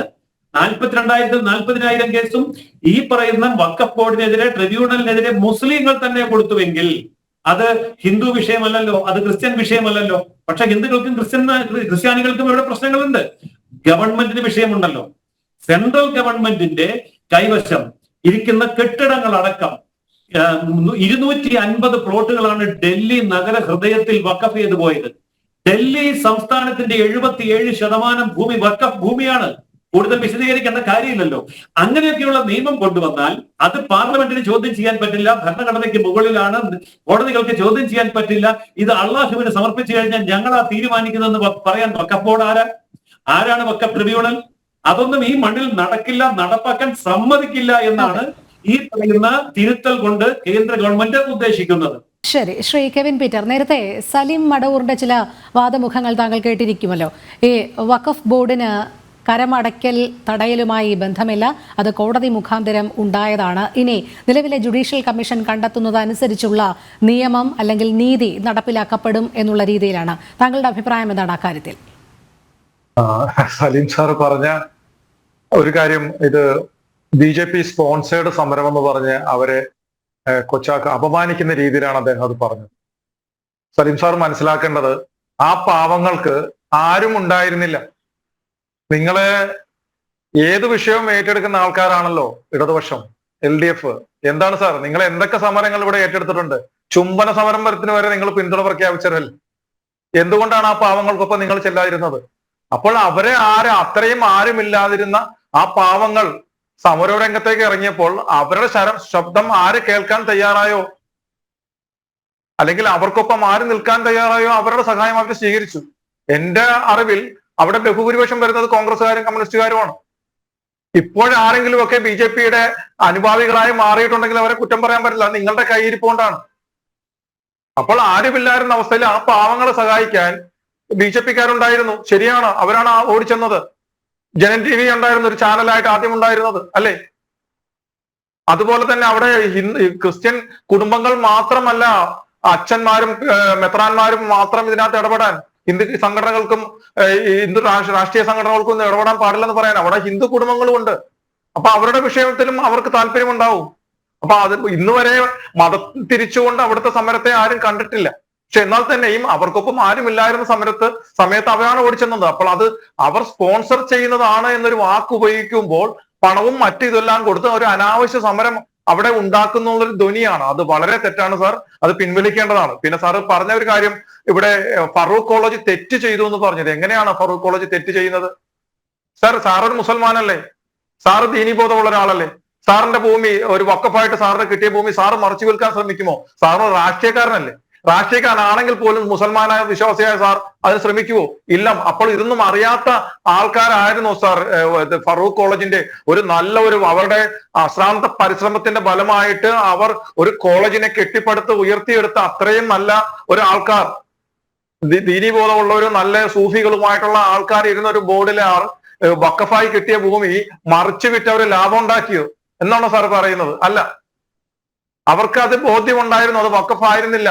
അവരുടെ ഒരാളുടെ, ഞാൻ നേരത്തെ സൂചിപ്പിച്ചു, സാർ കേട്ടിരുന്നോന്ന് അറിയില്ല, അവിടുത്തെ അദ്ദേഹത്തിന്റെ പ്രധാനിയായിരുന്ന ഒരു പ്രധാനപ്പെട്ട വ്യക്തിയുടെ ആത്മകഥയുടെ ഒരു ഭാഗം പുറത്തു വന്നിട്ടുണ്ട്. അത് 1 ലക്ഷം രൂപയ്ക്കാണ് 154 ഏക്കർ സ്ഥലം വാങ്ങിയതെന്ന് അദ്ദേഹം അതിനകത്ത് പറയുന്നുണ്ട്. അപ്പോൾ അതുകൊണ്ട് തന്നെ സാർ ഇപ്പോൾ അന്വേഷണ കമ്മീഷന്റെ വിജ്ഞാപനത്തിൽ ഞാൻ വായിച്ചതിൽ നിന്ന് വ്യത്യസ്തമായിട്ടാണ് സലീം സാർ ഇപ്പോൾ പറഞ്ഞത്. ഇത് ലീസിന് കിട്ടിയ പാട്ടത്തിനെടുത്ത ഭൂമിയാണോ എന്നൊക്കെ പരിശോധിക്കണമെന്ന് പറഞ്ഞു. ഇപ്പോൾ ഇത്രയും കാലം കേൾക്കാതിരുന്ന ഒരു വാക്ക് കൂടെ സാറിന്റെ വായിൽ നിന്ന് പുറത്തു വന്നു. ഏതോ സ്ത്രീയുടെ കയ്യിൽ നിന്ന് സത്താർ സേട്ട് വിലക്ക് വാങ്ങിയതാണ് ഈ ഭൂമിയെന്ന്. കാരണം ഇപ്പോൾ ശ്രീധരനാളിന്റെ സാർ പറഞ്ഞതല്ല, സാറിന്റെ വായിൽ നിന്നാണ് ഞാനിപ്പോ ആദ്യമായിട്ട് കേട്ടത്. ഒരു വീഡിയോ ഞാൻ കണ്ടു, ഞാൻ അതാ പറഞ്ഞു. സാറേ, അത് വീഡിയോ പല രീതിയിൽ വരും. സാറിന്റെ വായിൽ നിന്നാണ് ഞാനിപ്പോൾ അത് ആദ്യമായിട്ട് കേൾക്കുന്നത്. ഇത്രയും കാലം സ്ത്രീ തിരുനാളുടെ നിന്ന് പാട്ടത്തിനെടുത്ത ഭൂമി 1948 രാജ്യത്തിൻ്റെതായി മാറുമ്പോൾ അതിന് പകരം അദ്ദേഹം രാജ്യത്തിന് തിരിച്ചു കൊടുക്കാതെ അത് തന്റെ പിൻഗാമികൾക്ക് എഴുതി വെക്കുകയും അത് മറ്റത് മറച്ചു വെക്കുകയും ചെയ്തത് വളരെയധികം തെറ്റാണെന്നും അത് വഖഫ് അല്ലെന്നും പറഞ്ഞപ്പോൾ മറ്റൊരു കഥ ഇപ്പോൾ വരുന്നു. ഒരു സ്ത്രീയുടെ കയ്യിൽ നിന്ന് സത്താർ സേട്ട് വാങ്ങിയതാണ്.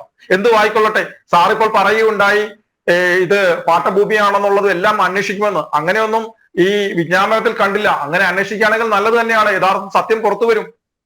ഫറൂഖ് കോളേജിന്റെ ആ കാലത്തുള്ള രേഖകളും എല്ലാം പരിശോധിച്ചുകൊണ്ട് ഇത് ഫറൂഖ് കോളേജിന്റെ ഭൂമിയാണോ വഖഫ് ഭൂമിയാണോ എന്നാണ് കണ്ടെത്തേണ്ടത്. അങ്ങനെയാണെന്നുണ്ടെങ്കിൽ വിജ്ഞാപനത്തിൽ ഇതിന്റെ യഥാർത്ഥ ഉടമസ്ഥാവകാശം ആർക്കാണെന്നും ഇതിൽ വഖഫ് അവകാശമുണ്ടോ എന്നും കണ്ടെത്തുകയാണ് ഈ കമ്മീഷന്റെ ലക്ഷ്യമെന്ന് പറയാൻ നിങ്ങൾ തയ്യാറാവണമായിരുന്നു. അതുണ്ടായില്ലല്ലോ. പകരം ആ ഭൂമിയുടെ അവസ്ഥയും വിസ്തീർണവും പഠിക്കുമെന്നല്ലേ പറഞ്ഞിരിക്കുന്നത്. പിന്നെ അതുപോലെ തന്നെ മറ്റൊരു കാര്യം സാർ പറഞ്ഞു അവിടുത്തെ രേഖകളൊന്നും ഇല്ലാത്ത മത്സ്യത്തൊഴിലാളികളുടെ കാര്യമൊക്കെ പറഞ്ഞു. അവിടെ ഇപ്പോൾ കുടിയേറ്റക്കാരാവില്ല സാർ. അവിടെ കുടികടപ്പ് അവകാശത്തിന് വേണ്ടി അല്ല അവർ സമരം ചെയ്യുന്നത്. അവർ വില കൊടുത്ത് വാങ്ങി ഇത്രയും കാലം 2009 വരെ ഇക്കാലം അത്രയും കരമടച്ചു വന്ന ഭൂമിയുടെ ആ അവകാശത്തിന് വേണ്ടിയിട്ടാണ് അവർ സമരം ചെയ്യുന്നത്. അല്ലാതെ അവർക്ക് കുടികടപ്പ് അവകാശം കിട്ടാനല്ല. അവർ കുടിയേറ്റക്കാരല്ല സാർ. 35 വർഷം മുമ്പ് 33 ലക്ഷം രൂപയ്ക്ക് അന്നത്തെ മാർക്കറ്റ് വിലയുടെ ഇരട്ടി കൊടുത്ത് അവർ വാങ്ങിയതാണ്. അപ്പോൾ ആ അവകാശത്തിന് വേണ്ടിയിട്ടാണ് സമരം ചെയ്യുന്നത്. പിന്നെ ശ്രീ കെവിൻ പീറ്റർ, ശ്രീ സലിം മടവൂർ സൂചിപ്പിച്ച ഒരു കാര്യം കൂടി ഉണ്ടായിരുന്നു. 10 സെന്റിന് കരമടയ്ക്കുന്നവർ അവർക്ക് ചുറ്റുമുള്ള ഒരു 20 സെന്റ് കൂടി ഇങ്ങനെ ചുറ്റിപ്പിടിച്ച് കൈവശം വെച്ചിട്ടുണ്ട് എന്നുള്ളത്, അത് അത്തരത്തിലുള്ള ഒരു പ്രസ്താവന അല്ല.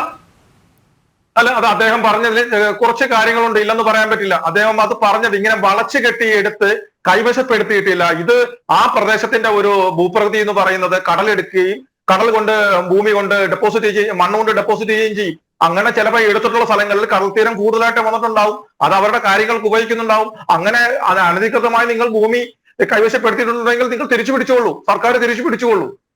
അല്ലെങ്കിൽ അവിടുത്തെ മാർക്കറ്റ് വില വെച്ച് അവരുടെ നിന്ന് വാങ്ങിയിട്ട് അവർക്ക് ഡോക്യുമെന്റ് കൊടുത്തോളൂ.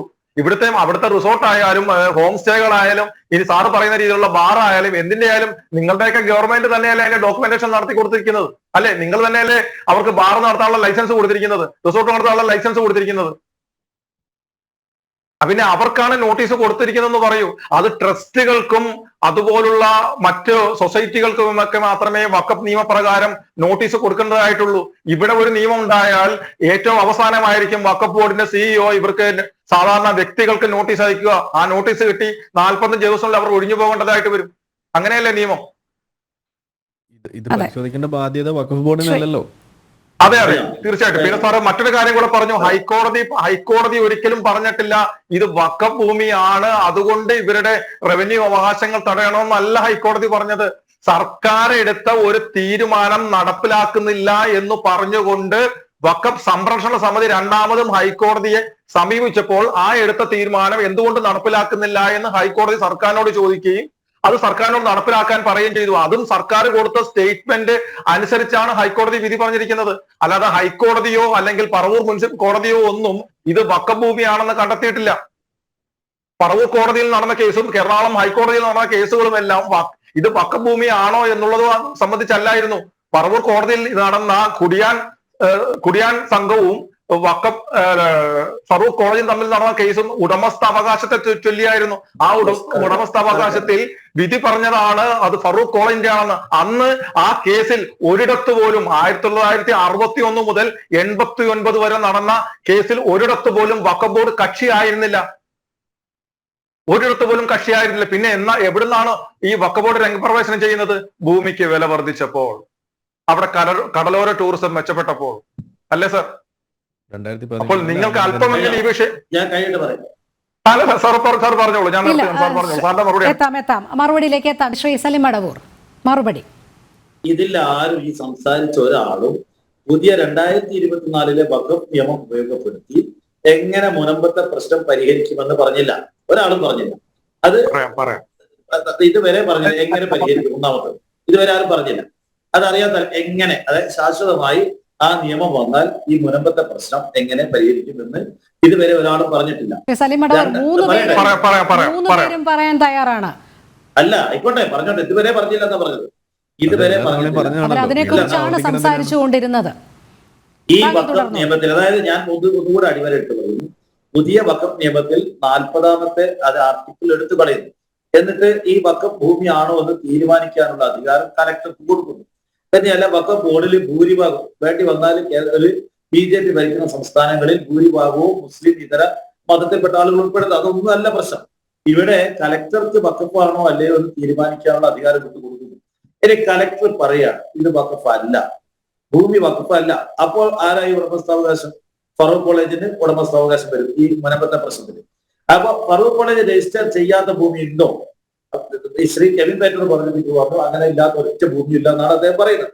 അങ്ങനെയാണെങ്കിൽ വേറെ യാതൊരു ഇവിടെ ഗവൺമെന്റ് ഇല്ലാന്ന് ഞാൻ പറഞ്ഞില്ല. അവിടെ സമരം ചെയ്യുന്നവര് കുടികിടപ്പിന് വേണ്ടിയിട്ടാവില്ല, അവർ വില കൊടുത്ത് വാങ്ങിയ ഭൂമിയുടെ അവകാശത്തിന് വേണ്ടിയാണ് ആ പാവങ്ങൾ സമരം ചെയ്യുന്നതെന്നാണ് ഞാൻ അവിടെ അല്ല എല്ലാവരും വില കൊടുത്തായിരിക്കും. കാരണം 1960 അന്നത്തെ മുഖ്യമന്ത്രി പട്ടം താണപ്പിള്ളയും അന്നത്തെ റവന്യൂ മന്ത്രി ശ്രീ കെ ചന്ദ്രശേഖരൻ 60കളിൽ അവിടെ വന്നതായിട്ട് സീനിയർ അഭിഭാഷകനായ അഡ്വക്കേറ്റ് തമ്പാൻ തോമസ് സാറാണ് എന്നോട് പറഞ്ഞത്. അദ്ദേഹം ഒരു വിദ്യാർത്ഥി നേതാവായപ്പോൾ ആ സമരത്തിൽ അവിടെ പങ്കെടുത്തിട്ടുണ്ട്.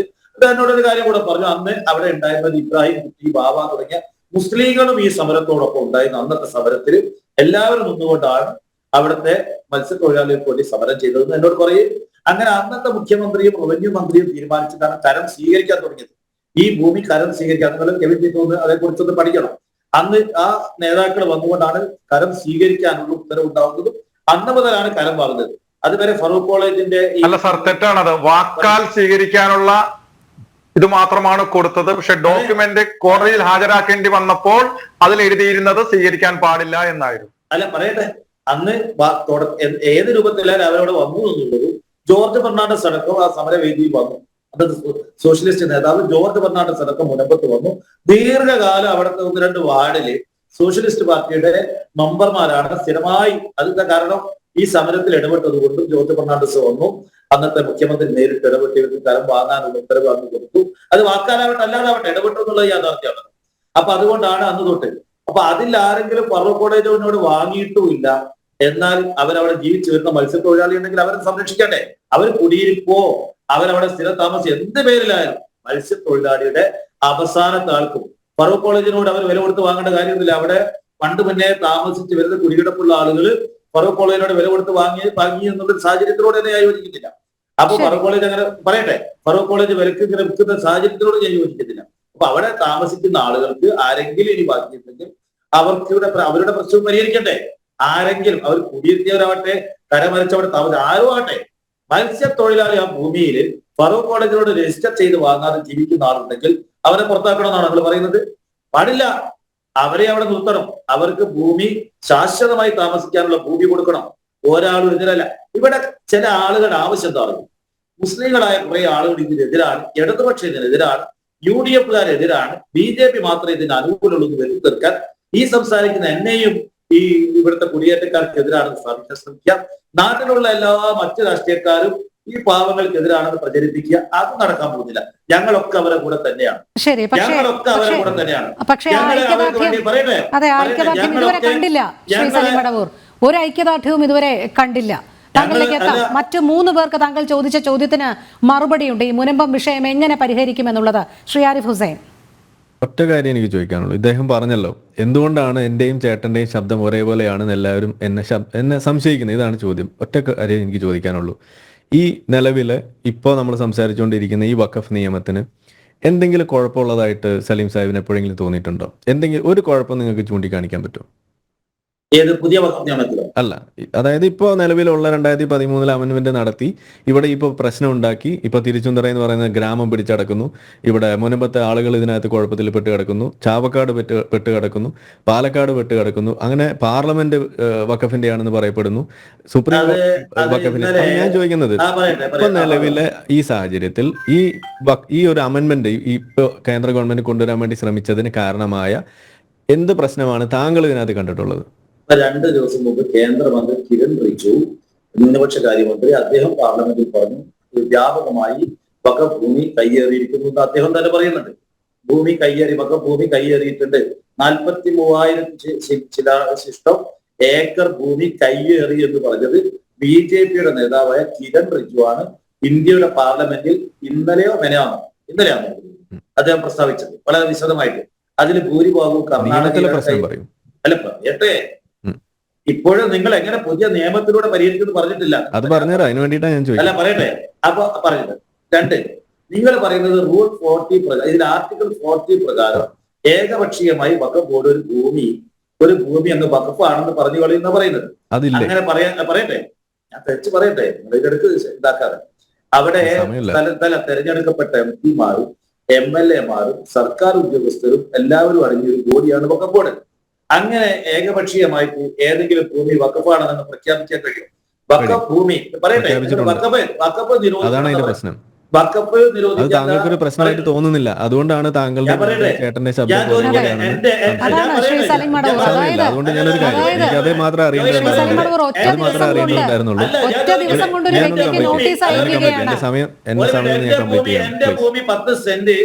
അത് കൊണ്ടുപോയിട്ടുണ്ട്, ആളുകളുടെ കയ്യിൽ അടിച്ചു മാറ്റിയിട്ടുണ്ട്. പിന്നെ കിരൺ റിജു പറഞ്ഞതിൽ ശരിയല്ല. എന്റെ ഭൂമി വഖഫ് ബോർഡിന് കൊടുക്കണോ, ചർച്ചിന് കൊടുക്കണോ, ദേവസ്വത്തിന് കൊടുക്കണോ, ക്ഷേത്രത്തിന് കൊടുക്കണോ, ഇത് ഞാൻ തീരുമാനിക്കുന്നത് ആർക്കത് പറയാനേ? അല്ല, അത് തീരുമാനിക്കാം നമ്മൾ. പക്ഷേ ഈ പറഞ്ഞ അതായത് ഒറ്റ ദിവസം കൊണ്ട് ഒരു വ്യക്തിക്ക് വഖഫ് ബോർഡ് നോട്ടീസ് അയക്കുന്നു, അത് അവർക്ക് അവകാശപ്പെട്ടതാണെന്ന്. ആ വ്യക്തിക്ക് വഖഫ് ബോർഡിനെ സമീപിക്കാം, അതുമായി ബന്ധപ്പെട്ട കാര്യങ്ങൾ ചർച്ച ചെയ്യുന്നതിനായി. അവിടെ നിന്ന് അത് തള്ളിപ്പോവുകയാണെങ്കിൽ വഖഫ് ട്രിബ്യൂണൽ, ആ വഖഫ് ട്രിബ്യൂണലിന്റെ തീരുമാനം അന്തിമം. ഇതാണ് ഏകപക്ഷീയം. ഇവിടെയാണോ സൂചിപ്പിച്ച നിരവധി ആളുകളുണ്ട് ഇത് ഏകപക്ഷീയമാകില്ല എന്നുള്ളത് ഈ നിയമവ്യവസ്ഥയിൽ. ശ്രീ ആരിഫ് യെസ്, അപ്പൊ ഞാൻ പറഞ്ഞ ഇത്രയേ ഉള്ളൂ. ഇവിടെ അദ്ദേഹം ഞാൻ ചോദിച്ചപ്പോ അതിന് വേണ്ടിയിട്ട് സെക്ഷൻ 40 എങ്കിലും എടുത്തല്ലോ. ഇത് തന്നെയാണ് പ്രശ്നം. ഈ സെക്ഷൻ 40 അദ്ദേഹം വെളുപ്പിക്കാൻ ശ്രമിക്കുകയാണ്. അതേപോലെ വഖഫ് ട്രൈബ്യൂണലിന്റെ ആ അമിത അധികാരത്തെ കുറിച്ചുള്ള കാര്യങ്ങൾ അതാണ് ഇതിൽ അദ്ദേഹം വെളുപ്പിക്കാൻ ശ്രമിക്കുന്നത്. എന്തായാലും അമെൻമെന്റിലൂടെ എങ്ങനെയാണ് ഇത് പരിഹരിക്കാൻ പോകുന്നതെന്ന് ചോദിച്ചു കഴിഞ്ഞാൽ ഒരു പ്രധാനപ്പെട്ട പരിഹാര മാർഗം ഈ രണ്ട് സാധനത്തെയും ഡയല്യൂട്ട് ചെയ്യുന്നു, ഈ രണ്ട് സാധനത്തെ അവിടെ എടുത്ത് കളയുന്നു എന്നുള്ളത് തന്നെയാണ് ഇതിന്റെ പരിഹാര മാർഗം. ഇതുകൊണ്ട് ഇത് പരിഹരിക്കപ്പെടും, വലിയ അളവിൽ വലിയ പ്രശ്നങ്ങൾ പരിഹരിക്കാൻ കഴിയും. ഇനിയും ഈ സംശയം ചോദിച്ചിട്ട് ഈ വേദിയിൽ കറങ്ങി നടക്കരുതെന്ന് എനിക്ക് പറയാനുള്ളൂ. അതുകൊണ്ട് ഞാൻ പറയുന്നു, താങ്കൾ ചോദിച്ചതിന് ഉത്തരം ഇതാണ്. എന്തുകൊണ്ട് താങ്കളുടെ ശബ്ദവും ബാക്കിയുള്ള ആളുകളുടെ ശബ്ദവും വർഗീയതവാദികളെ പോലെ ആവുന്നു എന്ന് തോന്നിയാൽ അതിന്റെ കാരണം ഇതുപോലെയുള്ള വളരെ പ്രധാനപ്പെട്ട വിഷയങ്ങളെ പോലും താങ്കൾ അത് ലഘൂകരിക്കാനും അതിനെ സാമാന്യവൽക്കരിക്കാനും അതിൽ പ്രശ്നമില്ലാന്ന് കാണിക്കാനും വേണ്ടിയിട്ട് നടത്തുന്ന ഈ കുൽസിത ശ്രമമാണ് അതിന്റെ കാരണം.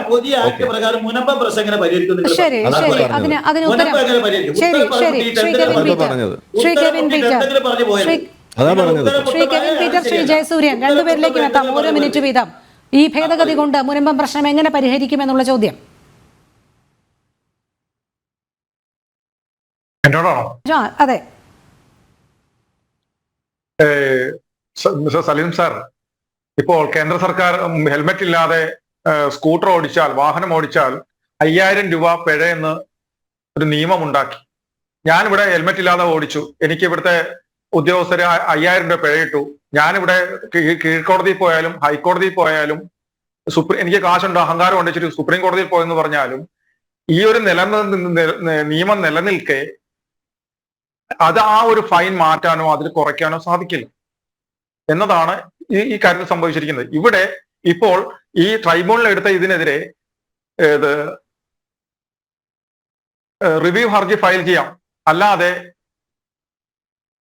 ഫർദറായിട്ടുള്ള മറ്റൊരു കാര്യത്തിന് പോകാൻ സാധിക്കില്ല. ഇപ്പോൾ ഈ നിയമം അവതരിപ്പിച്ചിരിക്കുന്നതെന്ന് പറഞ്ഞാൽ കരട് മാത്രമാണ്. അത് JPC-യുടെ മുന്നിൽ എത്തിയിരിക്കുന്ന പലവിധ നിർദ്ദേശങ്ങളുണ്ട്. ആ നിർദ്ദേശങ്ങൾ പാലിച്ചുകൊണ്ട് അവരുടെ കൂടെ അഭിപ്രായങ്ങളുമായിട്ടായിരിക്കും ഈ ബില്ല് വീണ്ടും എത്തുക. താങ്കൾ പറഞ്ഞൊരു കാര്യം കളക്ടർ മാത്രമാണ് നിശ്ചയിക്കുന്നത് എന്നുള്ളതാണ്. അല്ല, കളക്ടർ മാത്രമല്ല, അത് കോടതിയിലും നിശ്ചയിക്കും. സിവിൽ കോടതികളിലായിരിക്കും നിശ്ചയിക്കുക.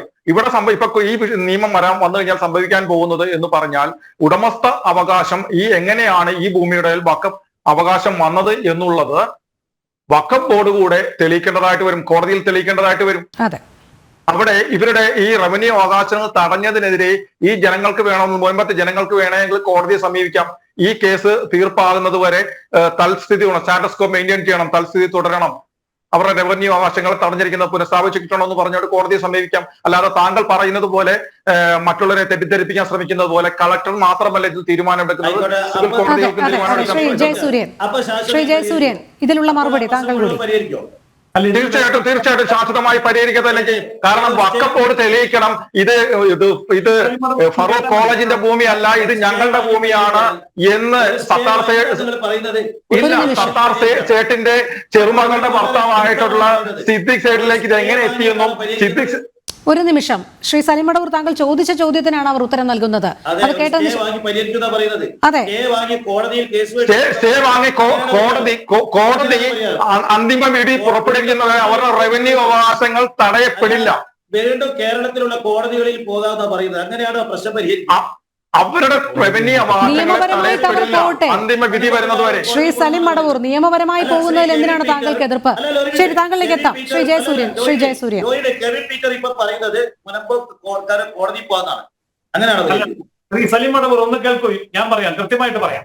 അതായത് 2 പരിഹാരങ്ങൾ ഇതിന് വ്യക്തമായിട്ടുണ്ട്. ഒന്ന്, കൃത്യമായിട്ടുള്ള ഡാറ്റാ ബാങ്ക് വെച്ച് ഈ ഇന്ത്യയിലെ മുഴുവൻ വഖഫ് ഭൂമികളും സ്വത്തുക്കളും കേന്ദ്ര രജിസ്ട്രിയിൽ രജിസ്റ്റർ ചെയ്യണം എന്ന നിയമം കൊണ്ടിരുന്നുണ്ട്. അങ്ങനെ നിയമം കൊണ്ടുവരുമ്പോൾ 1954 4.5 ലക്ഷം ഏക്കർ മാത്രമുണ്ടായിരുന്ന വഖഫ് ഭൂമി ഇപ്പോൾ 2023 9.4 ലക്ഷമായ ഞാൻ താങ്കൾ തടസ്സപ്പെടുത്തരുത്. താങ്കൾ സംസാരിച്ചപ്പോ ഞാൻ സംസാരിച്ചില്ല. താങ്കൾ സംസാരിച്ചപ്പോ ഞാൻ സംസാരിച്ചില്ല.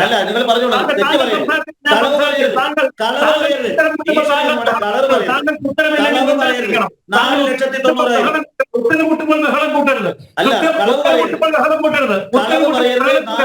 താങ്കൾ ബഹളത്തിന് രക്ഷപ്പെടാൻ ശ്രമിക്കരുത്. താങ്കൾ ചോദിച്ച ചോദ്യത്തിലാണ് ഞാൻ മറുപടി പറയുന്നത്. താങ്കൾ ചോദിച്ച ചോദ്യത്തിലാണ് മറുപടി പറയുന്നത്. ആ പറയുന്നത് വരെ താങ്കൾ സഹിക്കും. 2 കാര്യങ്ങളാണ് വ്യക്തമായിട്ട് ഞാൻ പറയാം. ഒന്ന്, ഇതിന് രജിസ്ട്രി ഉണ്ടാക്കുമെന്ന് കൃത്യമായി പറയുന്നുണ്ട് ഭേദഗതിയിൽ. ആ രജിസ്ട്രി ഉണ്ടായി കഴിയുമ്പോൾ 1954 4.5 ലക്ഷം ഭൂമി ഉണ്ടായിരുന്നത് 2023 9.5 ലക്ഷം ഭൂമിയായത്, ഏക്കർ ഭൂമിയായത്. ഞാൻ പറഞ്ഞോട്ടെ, നിങ്ങൾ തടസ്സപ്പെടുത്തരുത്. ഞാൻ മറുപടി പറയുമ്പോൾ നിങ്ങൾ തടസ്സപ്പെടുത്തരുത്. മറുപടി പറയുമ്പോൾ നിങ്ങൾക്ക് എന്തിനാ പൊള്ളുന്നത്? എന്താ മറുപടി? പിന്നെ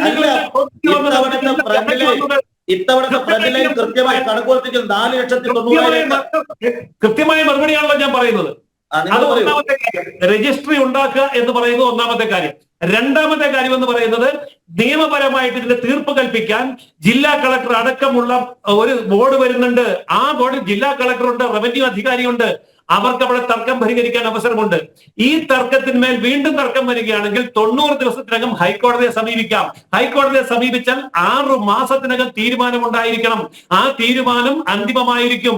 അല്ലാതെ വഖഫ് ട്രിബ്യൂണലിന്റെ തീരുമാനമല്ല അന്തിമമായി വരുന്നത്, ഇന്ത്യൻ കോടതിയുടെ തീരുമാനമായിരിക്കും അന്തിമം.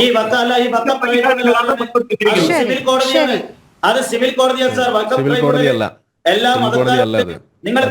അത് ട്രൈബ്യൂണലാണ്, വഖഫ് ട്രൈബ്യൂണലാണ്. അത് വേറെയാണ്. നിങ്ങൾ അത് കൂട്ടിക്കുഴയ്ക്കുക. നാളെ തെറ്റിദ്ധരിപ്പിക്കുകയാണ്. നോണയാണ് പറയുന്നത്.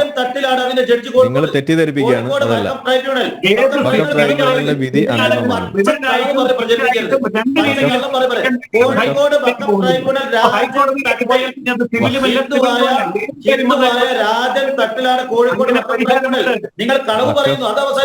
ട്രൈബ്യൂണലിന്റെ വിധി അന്തിമമാണ്. അതെ, അത് മുസ്ലിമാണോ? രാജൻ തട്ടിലാണ്. നിങ്ങൾ ഇങ്ങനെ ബന്ധുക്കൾ പറഞ്ഞോട്ട് കാര്യമുണ്ടോ? നടക്കുന്ന കാര്യമാണല്ലോ.